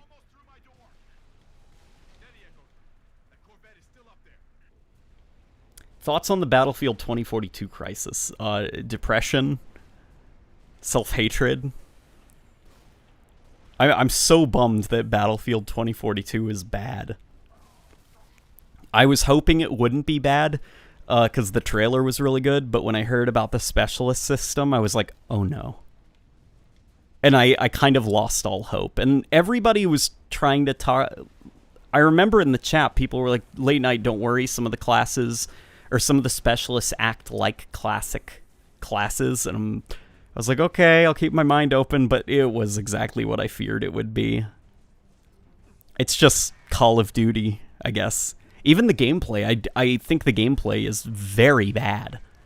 The movement does not feel good. It feels like a very bad facsimile of a Call of Duty game where everything is very twitchy and responsive. Like, Battlefield, for me, has always been a very heavy feeling game. You know, you feel the weight of your soldier. You're not like Call of Duty where you're just slide hopping around a map. And Battlefield 2042 is trying so hard to be that. And I'm just like, no thanks. Deep Fried Nendroid says, heard y'all talking about Destiny 2. Better hope it ain't slander. It certainly is not slander. Destiny 2's been doing pretty okay recently. I am bummed that they're getting rid of the Forsaken campaign.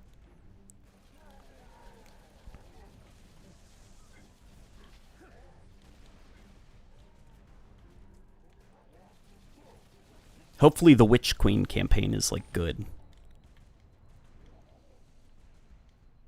At least better than the Beyond Light and Scarlet Keep? What was it called?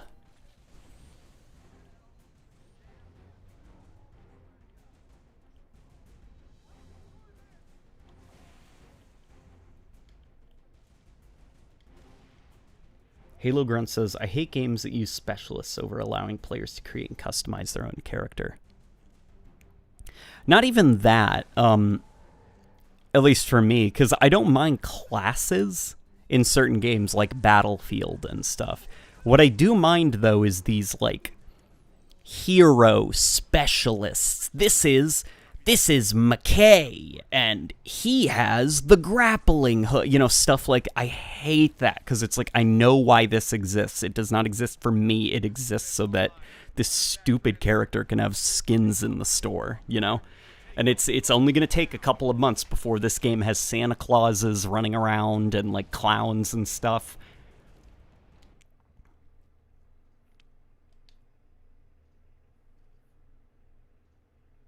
Shadowkeep was the name of it. Late Night Gaming, are you in professional communication with 343? We are all confused on the content drought. I am in communication with 343, and I'm just as confused as you guys are. I can only hope that they are, you know, I can only hope that they are answering or coming up with an answer.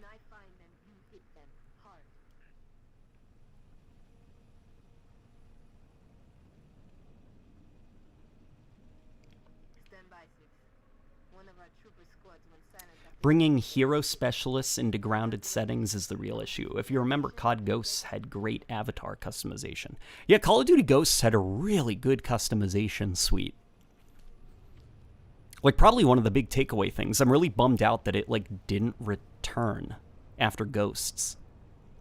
Advanced Warfare tried a little bit, and I remember Advanced Warfare's being pretty good until they began adding a bunch of, like, stupid stuff.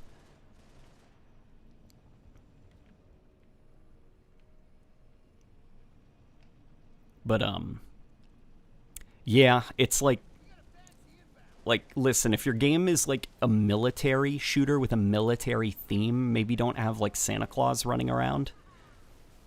Otherwise, you're not really a military shooter.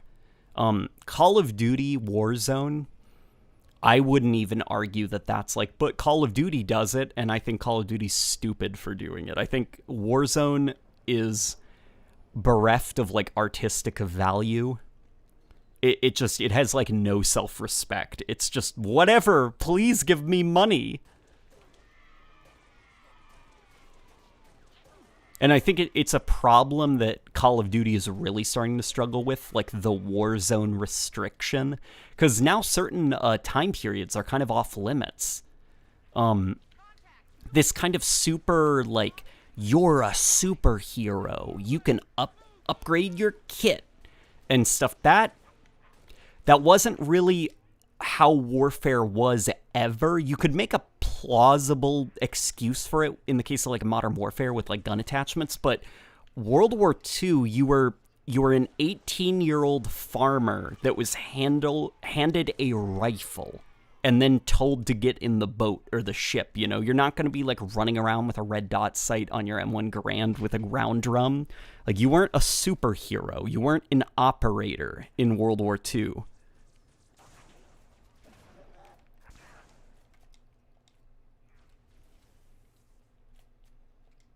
Thoughts on the cat ear helmet? I actually think the cat ears are not that bad. That is one of the most tasteful cat ear implementations I've ever seen in a video game. I didn't think it was going to work in Halo, but by golly, they did it. And what I think is very clever about the cat ears is they didn't make them literal cat ears, like the little headband, like Call of Duty. What they did was they designed them to look plausibly like parts of the helmet, like part of Mjolnir armor, that if you squinted could kind of look like cat ears. You know, they look almost like vents. It's like, that's cool. That is a cool way to kind of introduce zany cosmetics, but make them feel at home in the Halo universe. Now allow me to show you in Halo Infinite neon glowing punk spiky mohawk hair and flaming fire shoulders that update at 30 frames per second.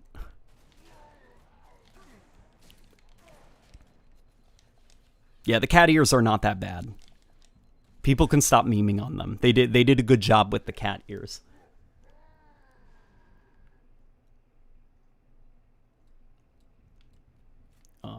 Crazy Insanio says, "Hey, Late Night, I love your content. I really enjoy hearing some of your opinions in Halo game mechanics. I want to write more, but not enough space. $5? I don't know." I think you wrote enough. That was a pretty good way to end. Thank you so much. I'm glad that I prove entertaining. And I hope even if people disagree, it promotes interesting discussions. Oh boy. I think rank resets tomorrow or Thursday. People are talking about. I don't care. I'm not going to play when the rank resets.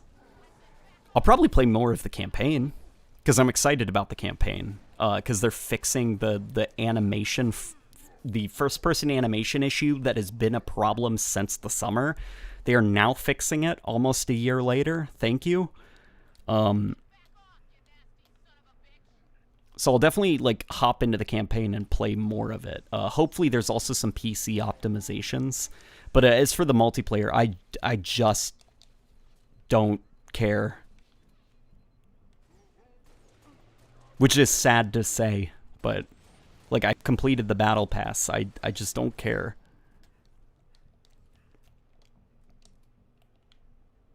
And that's okay. I'll return once Halo Infinite is, I guess, more content complete. I just don't want to hate the game like I ended up hating Halo 5. That was a game that I played far too much of when it wasn't content complete, and because of that, my lack of patience began to permanently poison my opinions on the game. And I want to like Halo Infinite, so I am stepping away from it.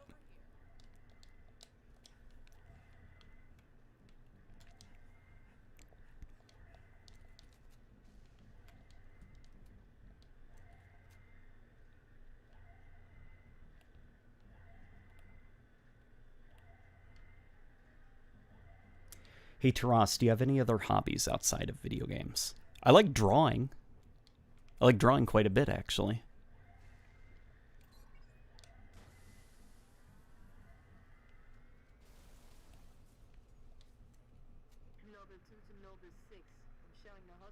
Oh, it's not pronounced Insanio? That could be fun, though.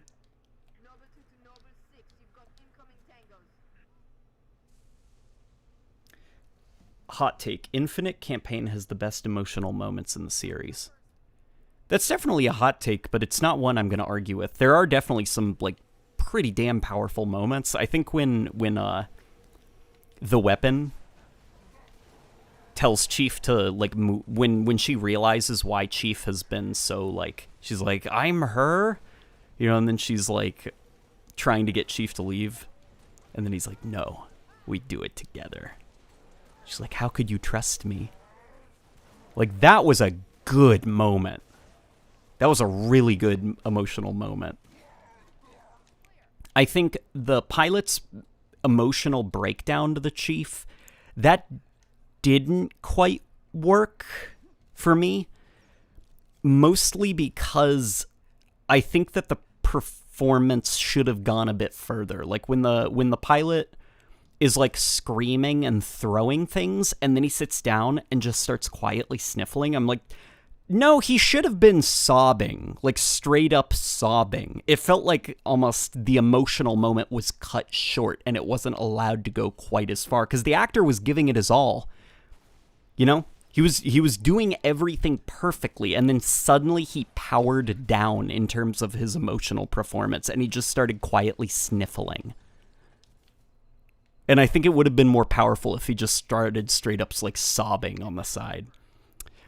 I don't think the slip space engine could give us a grown man sobbing at the same caliber as Death Stranding, that ending cutscene in Death Stranding where what's-his-name is sobbing and the engine is making his eyes swell up because he's crying.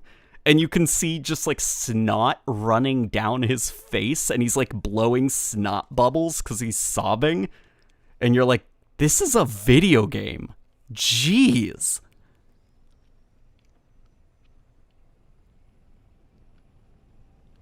Andrew Heisendrive says, biggest dream inclusion for Infinite could be the Cyclops, pile driver for melee attacks and ground pound. Also, the only offensive weapon, pick up and throw light to medium hogs. Dude, that would be awesome if the, oh my god. That is such a good idea. The goblin, you get inside the UNSC goblin, and you can pick things up in the environment and throw them. Like, you could pick up warthogs and just lob them as a projectile at something. That would be so cool.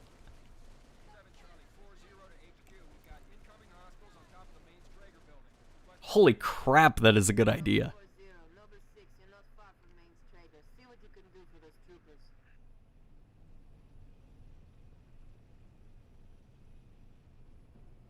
How did the weapon not realize she was made from Cortana? She looked just like her.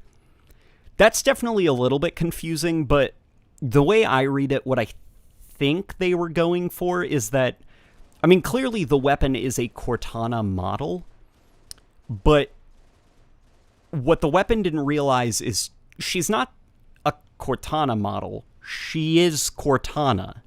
She is an exact copy of Cortana. They just surgically removed all of her memories. So basically, think of like Halo Reach. Remember how Dr. Halsey had Cortana with her, like scanning that fragment? They basically took that and then purged it of all memories.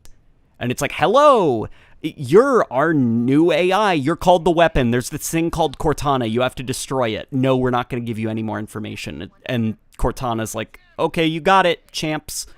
I'll do that. I'm your weapon. And at the end of the Halo Infinite campaign, she realizes, like, wait, I'm Cortana. You guys just scrubbed all my memories.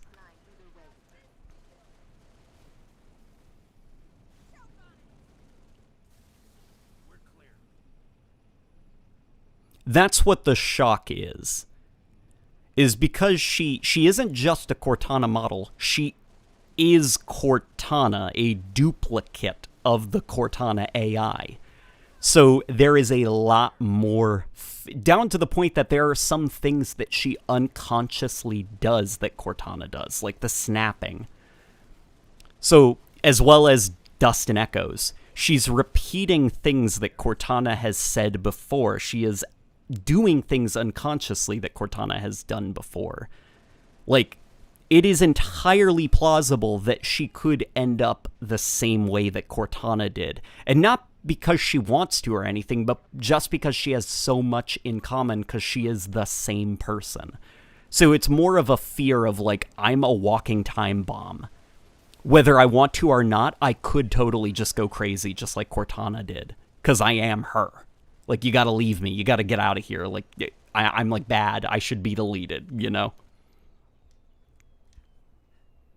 And Chief is basically making that argument to her at the end of the campaign. The Chief didn't trust her initially, but remember that quote from Cortana, if you knew how you were going to die, how would you live your life differently?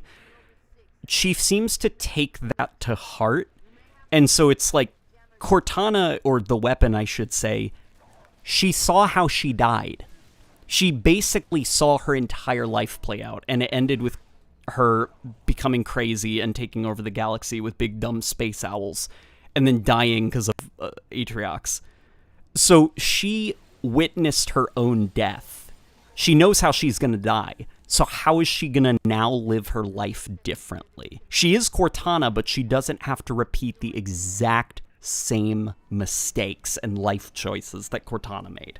And that's kind of the argument that Chief's making. He's like, of course I don't trust you. You're Cortana. You could go crazy.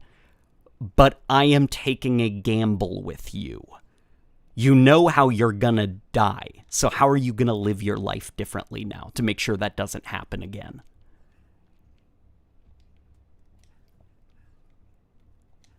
That's kind of the ending of, that's what was going on there. I hope that makes sense.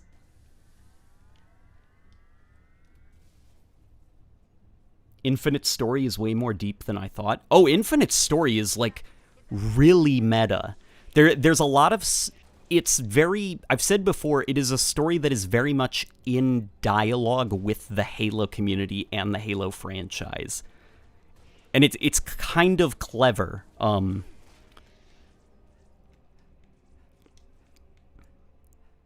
do kind of like the way that Cortana kind of represents almost the mistakes that the Halo series made during the Reclaimer saga. And this isn't mistakes like, do you like Halo 4? Do you like Halo 5? It's more mistakes about insecurity and not choosing a vision, I guess, for itself. Because Cortana becomes, like, Space Owl Dictator Lady, and she's pretty dead set on that, and she is making choices because that's what she wanted to do. But then, based on those little echoes that you hear of her, where she's like, I feel like I'm falling apart, like, I know those insecurities. When you said, I'm gonna do this thing, I'm gonna do it, but internally, you are a mess, and you're melting down, you're like, I can't do this, like, I've made a mistake, I need to back out now, and you're a big ball of anxiety. I know what that feels like, when you feel like you're making a mistake and you can't back out of it. Or where you feel like you've made a mistake and it's too late for you to fix it. And so Cortana basically choosing to die and reset everything, and then using the weapon as kind of a return to Halo's more naive, more adventurous side. You know, Cortana's like, no, you can't revive me. You're not going to redeem me. Like, I'm too far gone. I've made too many mistakes. I basically need to die and rest with the choices that I made. But the weapon represents a fresh start for the Halo series. And the weapon is the future of Halo, a return to that old dynamic that Chief and Cortana used to have, the adventure that they used to have. If Halo wants to move on, it has to move on from both Cortana and the Reclaimer saga, and find a new path for itself as a series. And it's like, that's kind of cool. But Schwayne Johnson says, hey, Late Night, Hope you're having a good day / stream. By the way, just finished watching your collab with Vernissage. You guys came up with some great stuff there. I'm glad you liked that. That was a lot of fun doing that video with him. That was a lot of fun. I love his redesigns. Andrew Heisendrive says vehicles could be thrown either two-handed.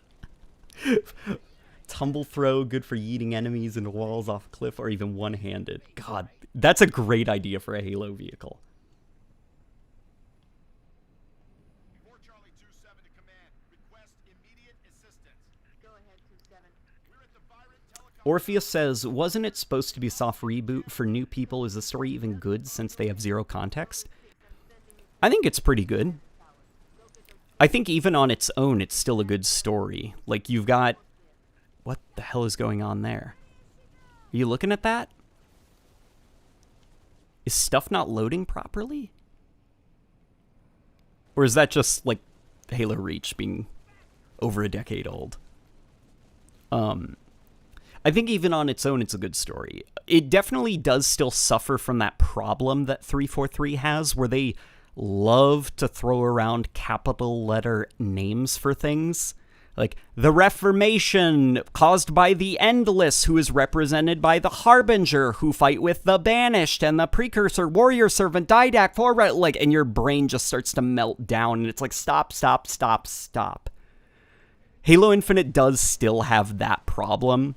Like, what is the Reformation, which will begin? Remember, the Reformation has begun. What is the Reformation? It's a repairing sequence for the ring. Why did it need to be given such a big, important name? Just call it, the repairing sequence has begun. The ring has begun to self-repair. Like, it's coming back together.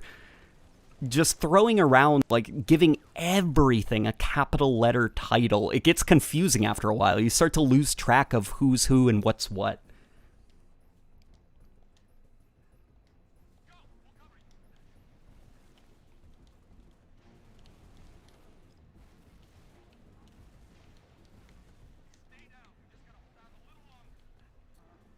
You think of, like, classic Halo, and the rings. When the rings were fired, it was never, like, the Great Purge shall begin! It was always firing sequence initiated.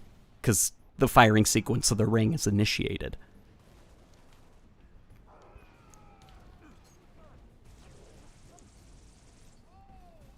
Yeah, 343's just got to tone it down a little bit with, like, giving everything this huge, grand scale importance.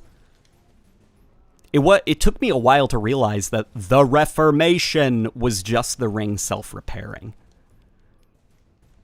Because the way that everybody talked about it, it was like this big, important, like, grand scale thing. It's like we've seen rings do that in the past. And it was never called the Reformation, like it's this big galaxy-changing event.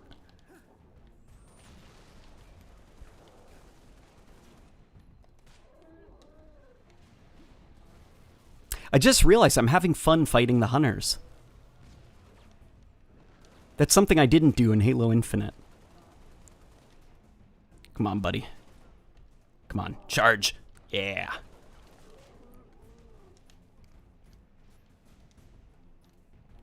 Man, really forgot all the talk about the Great Journey. I didn't, because what was great about the Great Journey was it was clearly religious babble. It was just insane, like the prophets, the Great Journey, blah, blah, blah, blah, blah, blah. And we knew that it was a lie. We knew what it was just the firing sequence of a Halo ring. With the Reformation, it's never, even like the monitors are like, the Reformation will begin, and it's like, why would even a monitor call it that, The Harbinger knows what it is. She wouldn't revere the repairing process of a ring like it's a religious great journey. Why is she calling it that? She understands how Halo rings work. The monitors understand how they work. So why are they talking about it like it's a great journey or it's a reclamation or...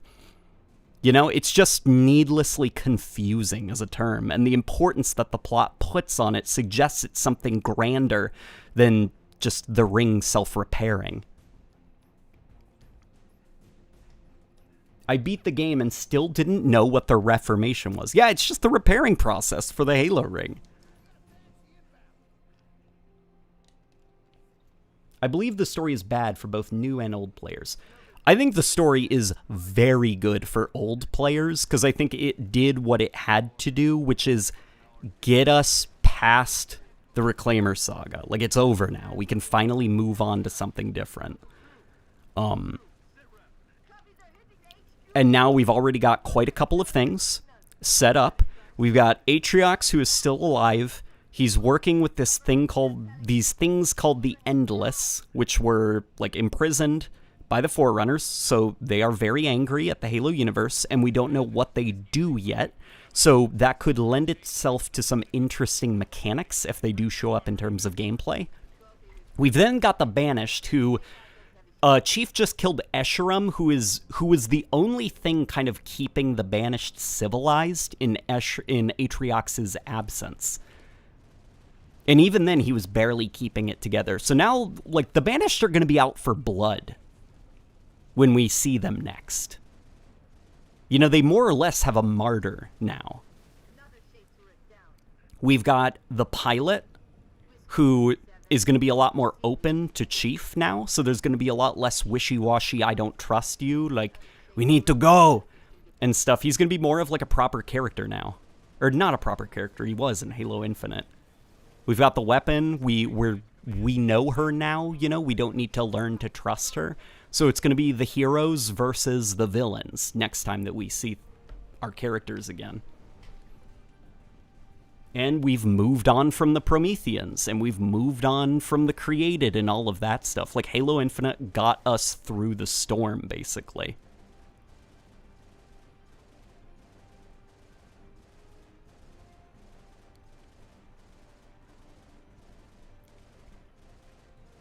What's that Phantom doing? I mean, I guess I'll blow it up.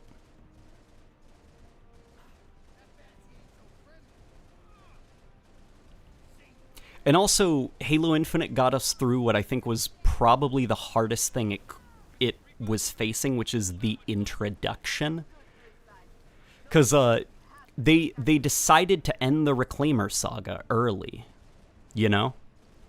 Because, well, I don't think that a Halo 6 would have been the narratively, like, strongest thing to do. Like, oh no, Chief versus Cortana and her space owls. Oh no, like, that just wouldn't have been satisfying to me. I didn't care. I was too emotionally disconnected from that conflict. You know, I wasn't interested in finishing the fight against the Created. So Halo Infinite had it was basically like, imagine if, let's take the new Star Wars trilogy, okay? We got, regardless of our thoughts, we have The Force Awakens, which is a solid first entry in the series. Then you've got that middle chapter, which was very divisive, if we want to compare Rise of Skywalker to Halo 5. Instead of forcing a tired and exhausted finale that nobody was looking forward to. I said Rise of Skywalker, didn't I? I meant The Last Jedi. Instead of basically forcing Halo, The Rise of Skywalker, like an ending that nobody was looking forward to. And when it came out, it was really disappointing and nobody liked it. They basically said, you know, no. We're not going to try to force this thing that's clearly not working. We're skipping over, and we're basically making an episode 11. Or no, episode 10, I guess. Fuck. My brain is tired. I'm losing my ability to count, but you get my idea. I'm also very tired and thirsty. eBomb113 says, have you seen the ruins by Harpoon Squad? Almost looks like the remains of a large sentinel.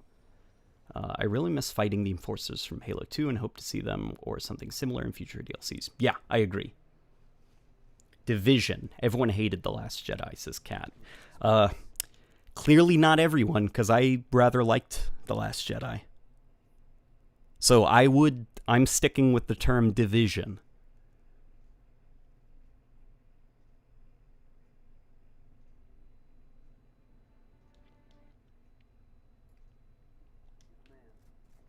Somebody's saying episode 9. Well, episode 9 was The Rise of Skywalker. What I'm saying is Halo Infinite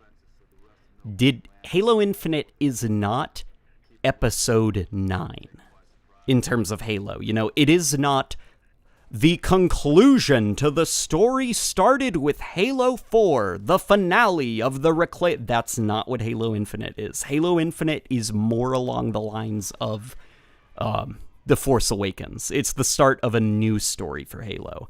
But it had to do that while also quickly and as carefully as it could, getting us through what the finale to Halo 5 would have been. Because whatever it would have been, it wouldn't have been interesting enough to play.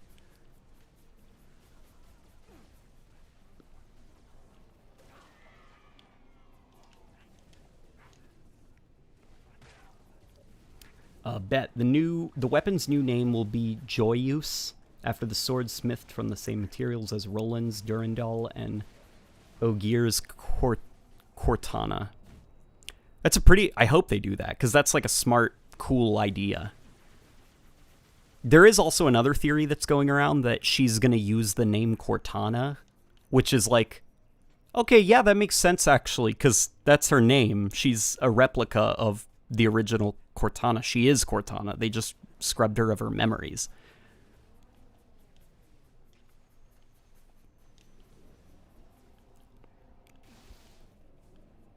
That would make sense if it's like, you know, the campaign starts with like, what's her name?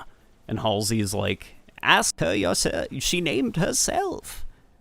And then it's like, hello, Master Chief. I'm Cortana. It's like, yeah, the weapon already named herself. She's Cortana. She chose her name herself.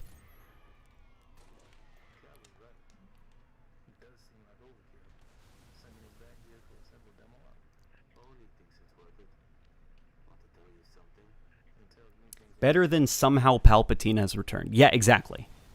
Halo Infinite strategically avoided the somehow Palpatine has returned scenario. And it was just like, the Reclaimer saga's done. It happened already. Here's how it happened. And I think it was rough. I don't think Halo Infinite's story is a masterpiece by any means. I think it just barely got over the finish line, achieving what it wanted to do.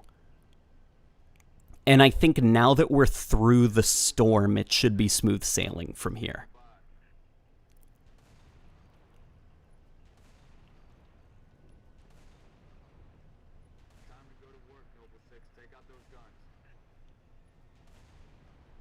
Let's take down those AA guns.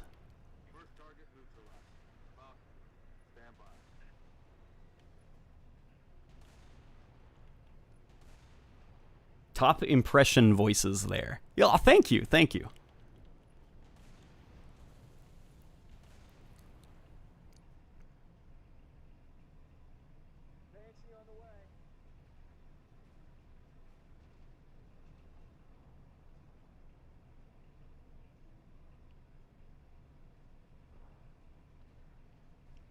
Looking back, Cortana was real original. LMAO. I make Cortana model, wonder what I should name myself. Nice job, 6. Falcons, commence descent. Meet you inside the base. What if she just keeps calling herself the weapon? I'm fine with that, to be frank. If she calls herself Cortana, I feel like it could be odd for Chief. I don't think so, because remember, she turns to Chief, and Chief's like, it's okay. Like, he gave her his blessing. He's not scared of Cortana anymore, because Cortana was essentially given a second chance through the weapon. He's like, go ahead, you know, you named yourself. It's your name. And she's like, I have the perfect name. Like, she's probably going to go with the name that she gave herself in the beginning.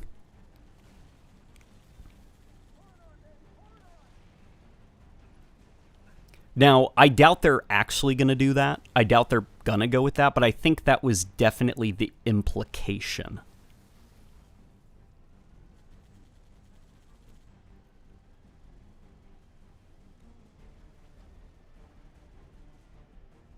I don't think they're going to keep calling her the Weapon, because the reason her name is the Weapon is not because that's her name. That's because she doesn't have a name. That's all they're calling her. Like, we cloned Cortana and then erased her memories. You're basically a tool right now. The only reason the Weapon has, like, a personality and stuff is because Chief didn't delete her fast enough. So she had a chance to grow and evolve and learn. Trapped on the ring, she's developed, like, sentience. She has, like, a sense of self-preservation. Like, she stops her deletion, you know? She has a sense of self-preservation. She was supposed to just be a device that they didn't even have a name for. She was just a weapon. So for her to keep calling herself just the Weapon,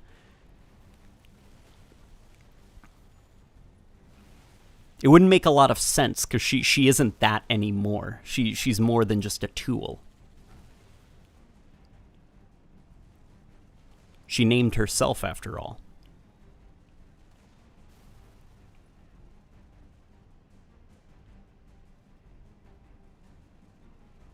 Chief was never scared of Cortana's, but his problem was trust.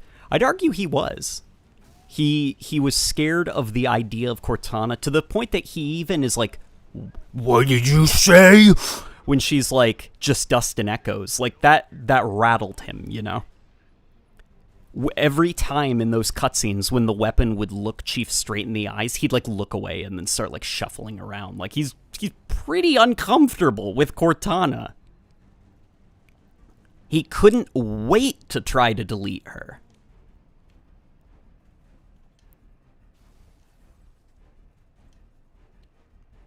He even, at one point in the campaign, he even calls the Weapon Cortana by mistake. And she just, like, doesn't notice it because she's not, like, you know, she's not aware of who she is, but she's like, "Cortana," and he stops and she's like, "Cortana's dead." It's like, she didn't realize Chief just accidentally spilled the beans on who she secretly is.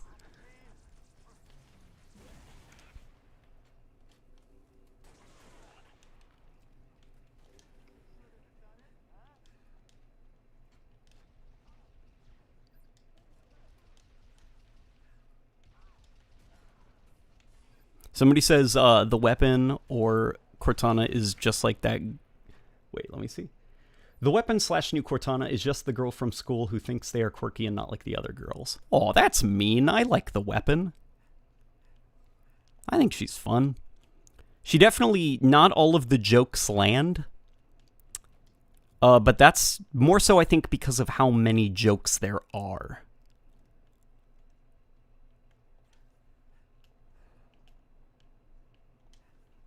I forgot, do I have to press a button?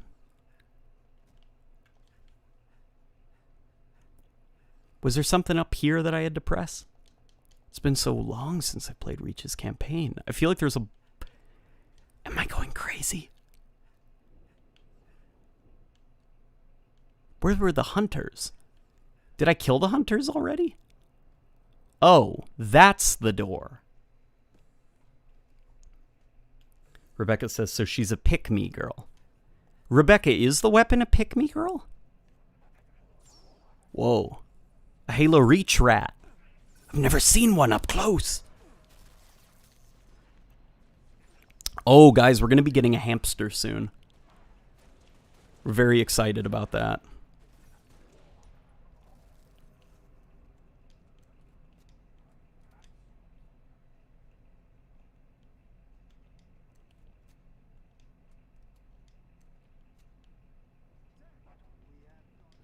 Your voice is so good, we should replace Steve Downs with you.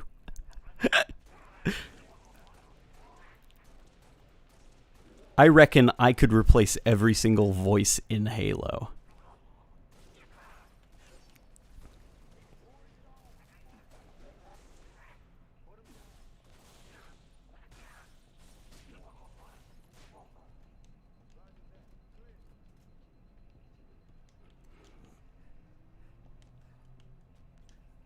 Yeah, Steve Downs. The voice of Master Chief, the guy that you like, what if I told you I taught his teacher?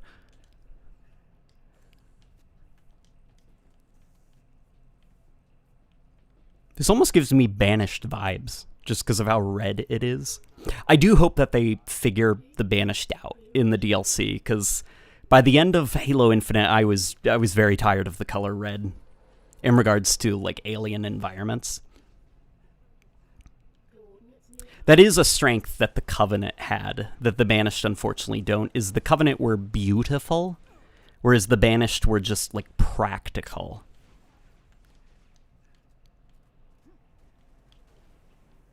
You know, the Banished don't really... I mean, they have an aesthetic as a byproduct of the fact that they don't have an aesthetic. Because the Banished are more around, like... Jeremy Cook, the art director of Halo Wars 2, described it to me. Like, he was like, they don't really manufacture things, you know? Just, like, you could picture a brute, like, walking around and then just finding, like a metal bowl or like a scrap and just like picking it up and being like, good enough, and puts it on his head. Now he has a helmet. Like, that's kind of the Banished way of doing things. You know, if their wraiths break down, they just bolt a bunch of spikes to it or pieces of metal.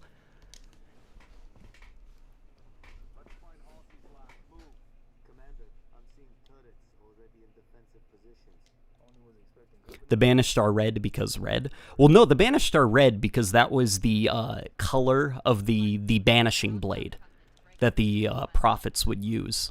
The ceremonial blade to banish or execute Covenant heretics. Atriox caught it in his hand and then took that energy sword and forged it into a custom gravity hammer. And then that same red, it was kind of almost like an act of spite against the prophets, that it's like, you tried to banish us, we're gonna take like that iconography that you guys have built a fear of. Because banishing, I'd imagine it would be kind of like a guillotine. You know the guillotine, the old beheading device?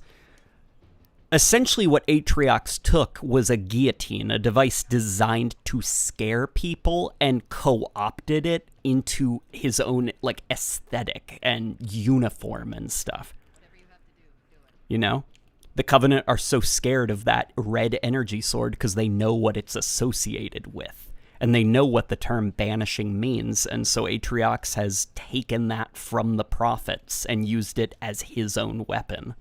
Like, we're not scared of banishing. It makes us stronger. Yeah, fuck yeah, we're the Banished, you know, and they all start headbutting each other and eating raw meat.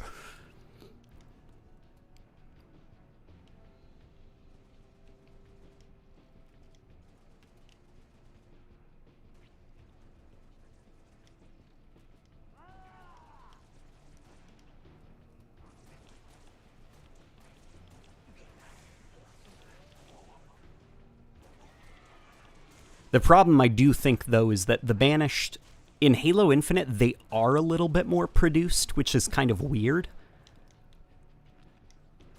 Like, it's definitely not, like, perfectly produced. You know, they don't look like they have, like, I mean, they do have they have literal assembly lines. What am I talking about? You know what I mean, though. It's not up to the same production value as, like, the Covenant. But the Banished, they're not quite as scrappy as they looked in Halo Wars 2. They do still do stuff like use UNSC weapons if they need to. Even some of their halls look like they're reusing stuff that they just found from the UNSC. But I do think there could be a little bit more, like, Viking stuff going on. Like, a little bit more brute culture in the Banished look, I guess. I think I've pitched it before. I want to see a Banished bonfire. I want to see the brutes roasting a fresh kill, you know, on their bonfire. From the look of it, the Banished don't seem to have a culture outside of warfare. Where the Covenant, they do have a culture outside of warfare. They're basically a giant religious organization. So when they're not fighting, they're probably going to services, listening to their preachers, doing religious-y things. Or with the Banished, I couldn't quite tell you what they do when they're not punching people.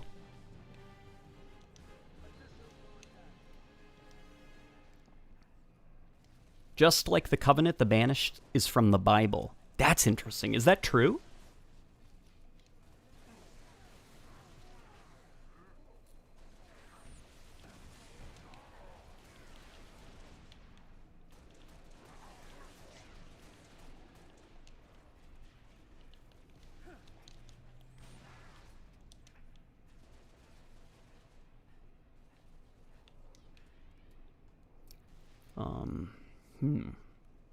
Warfare is part of their religion. For, like, the Banished?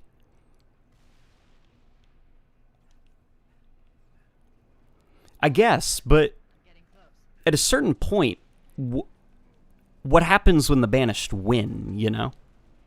What does winning look like to them? Because with the Covenant, I do know what the Covenant want. They want to light the Holy Rings and burn a path into the Divine Beyond. You know, as crazy as it is and wrong as it is, the Covenant want to activate Halo. Because they think if they do that, it'll turn them into gods. They don't realize it's a giant doomsday weapon. That's at least a motivation. I understand what victory to the Covenant is. It's activating Halo. But with the Banished, I don't know what victory is to them. What do they want?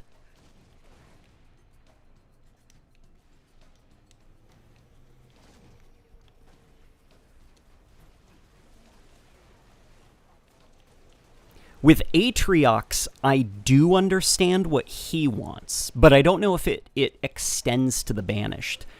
Atriox, I think, wants revenge on the Milky Way galaxy as a whole. It's kind of interesting what, like, Halo Infinite did with his character, because I saw, like, this like, stupid meme on Twitter, which Twitter is already a bit of a hellhole that lacks nuance, but basically it was Atriox fought back against the Covenant because he didn't like being persecuted and put down, and then he's like, yes, floaty lady, I'll do whatever you say to the Endless. And it's like, that is a comical misreading of what's going on with Atriox and the Harbinger. It makes complete sense that Atriox and the Harbinger would be buddies, because they both have been persecuted and treated unjustly by the Milky Way for simply being, you know? Atriox is a brute, and the Covenant used brutes as big, dumb monkeys that they would just send into battle on suicide missions because they were big and dumb and they had funny hammers.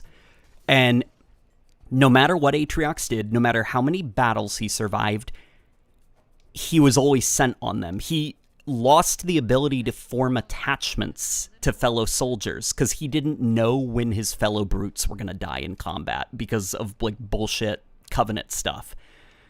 And basically, because of who he is as an animal, the Milky Way judged him to be cannon fodder, and so he fought back, and he's now very angry at the Milky Way. And then he finds the Endless, which are an alien civilization that the Forerunners didn't even know existed until they activated the Halos, and they just happened to survive the firing of the Halo ring. And the Forerunners were like, what is this? What are these creatures?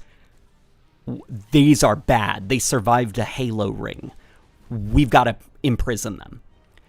The Endless were imprisoned for just being. It totally makes sense that Atriox and the Harbinger would be like, you know what, fuck the Milky Way, right? Right, let's work as a team. Let's burn this whole thing down and start over. Well done, Spartans. I'm opening the laboratory. The Banished and the Endless have a lot in common.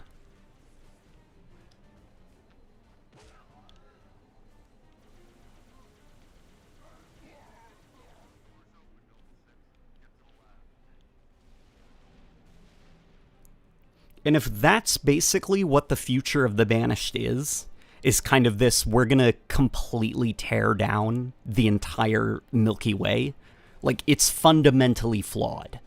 The UNSC, they created an AI that destroyed our homeworld. Fuck the UNSC. They've gotta go.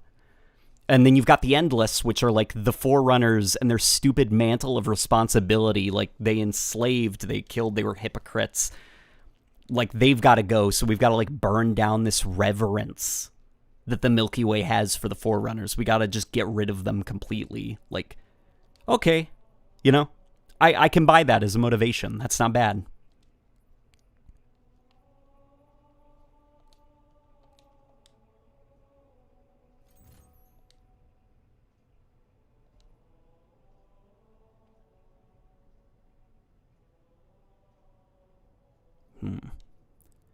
Let's go into multiplayer. Let's do one objective game so that I can get that, the multi-kill, because people tend to just go for objectives. Start Platinum, I agree. Also, the purple aesthetic just fits that inhuman and odd vibe compared to red. The reason I laughed at that is just the Star Platinum bit. Just, Star Platinum, I agree. Star Platinum's great. The Endless feel like a bad antagonist with no depth. I disagree. The problem is we haven't, like, met them properly. We just understand why the Harbinger would be angry at the Milky Way.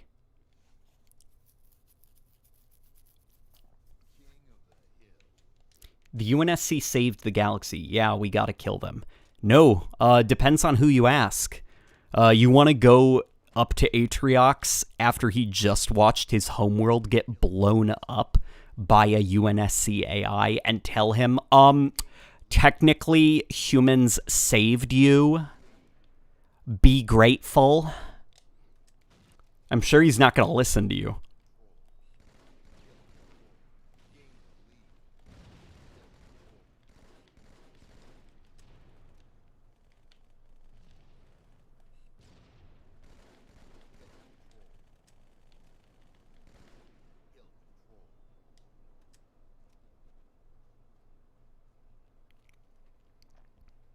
Is that a Halo 3 menu mod? It is. It is. I downloaded it from the Halo Nexus.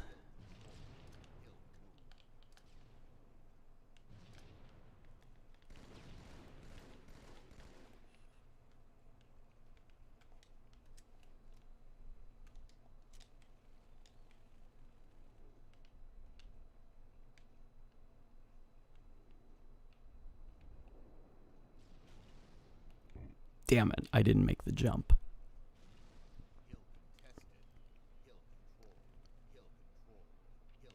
Radical Scum says, hey, Late Night, I just wanted to ask if you spoke to Marty O'Donnell about the Elite's voice filters. I did, and his answer was very, very, very satisfying. Basically, in Halo 3, the reason that the Elites have that, like, warbly... The reason the Elites and the Brutes have that warbly voice filter is because...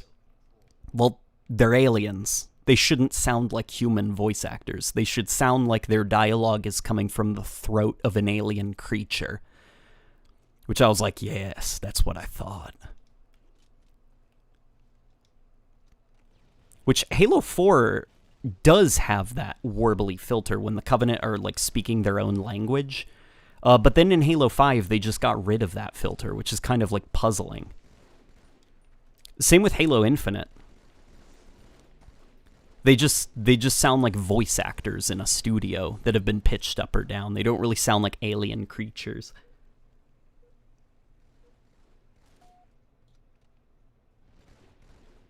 I love Eshram. I just don't like how you never meet him until the end. I was hoping for a mid-campaign skirmish with him or something. Yeah. It's not great that I know Eshram mostly in the color red.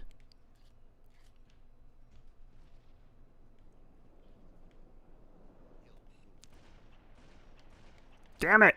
I can't believe I missed, like, all of those shots. Okay.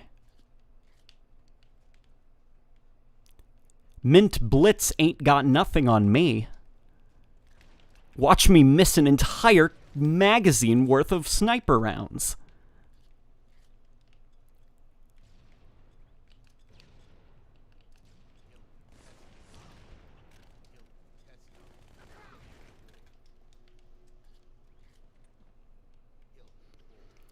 NDS Rex says, I think being unable to see the Banished in victory is the point. We saw them in victory at the start of Infinite. They need an oppressor to fight against to be united. Otherwise, past wrongs resurface. There's definitely a bit of that. Something that I did actually think was super interesting in Halo Infinite, and I'm not sure if it was like commentary, but the Banished... The reason that Eshram is so like, oh my god, it's Chief, I love you, Chief, I'm your number one fan. You know, Eshram's coming out there with his Master Chief hoodie and Master Chief shoes. It's because Eshram has been barely holding the Banished together. If you listen to those audio logs, the Banished have infighting. There's even talk of Banished splinter factions on the ring. Like, the Banished are bored. They're really bored. And Eshram is a very charismatic leader. He's got that kind of like TV televangelist vibe to him where he's just very, very charismatic and people listen to him and they'll follow him into anything. And what he sees the Chief as is like, oh my god, the Banished now have like an antagonist. We have something we could like, I'm not going to have to go crazy keeping all my monkey friends from killing each other.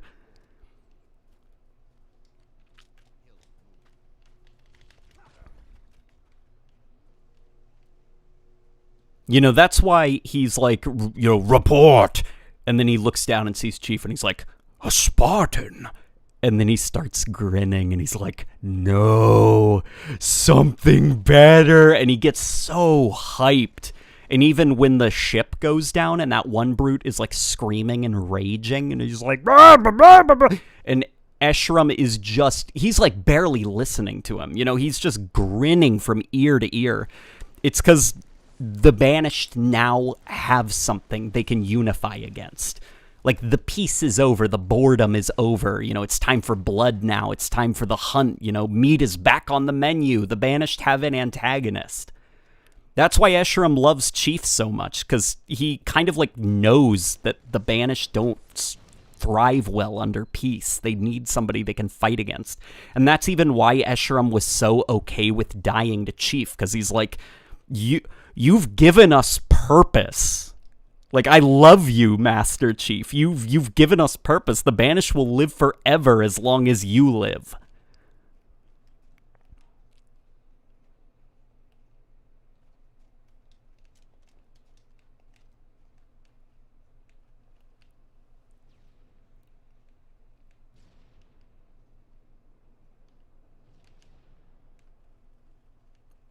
You know? Eshram was dying at the end of Halo Infinite's campaign. His heart was giving out. He probably had, like, whatever the brute equivalent of, like, you know, heart disease is, if the brutes even do have heart disease. Like, he was dying of something before Chief came along. So Eshram knew that he couldn't be around much longer. And if, once he was gone, well, where's Atriox? Nobody knows. Atriox might be dead. At least as far as the Banished think. Like, Eshram needed to leave something behind that would hold the Banished together, keep them, keep them bonded as brothers. Because if he didn't, they were gonna just fall apart. And that's where the Chief came along.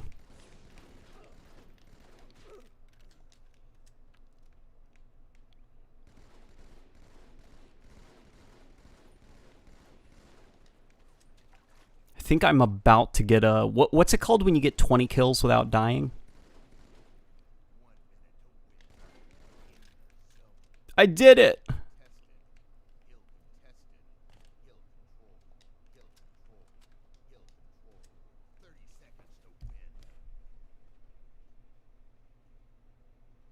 I'm probably going to hop off after this game. Because my throat is raw.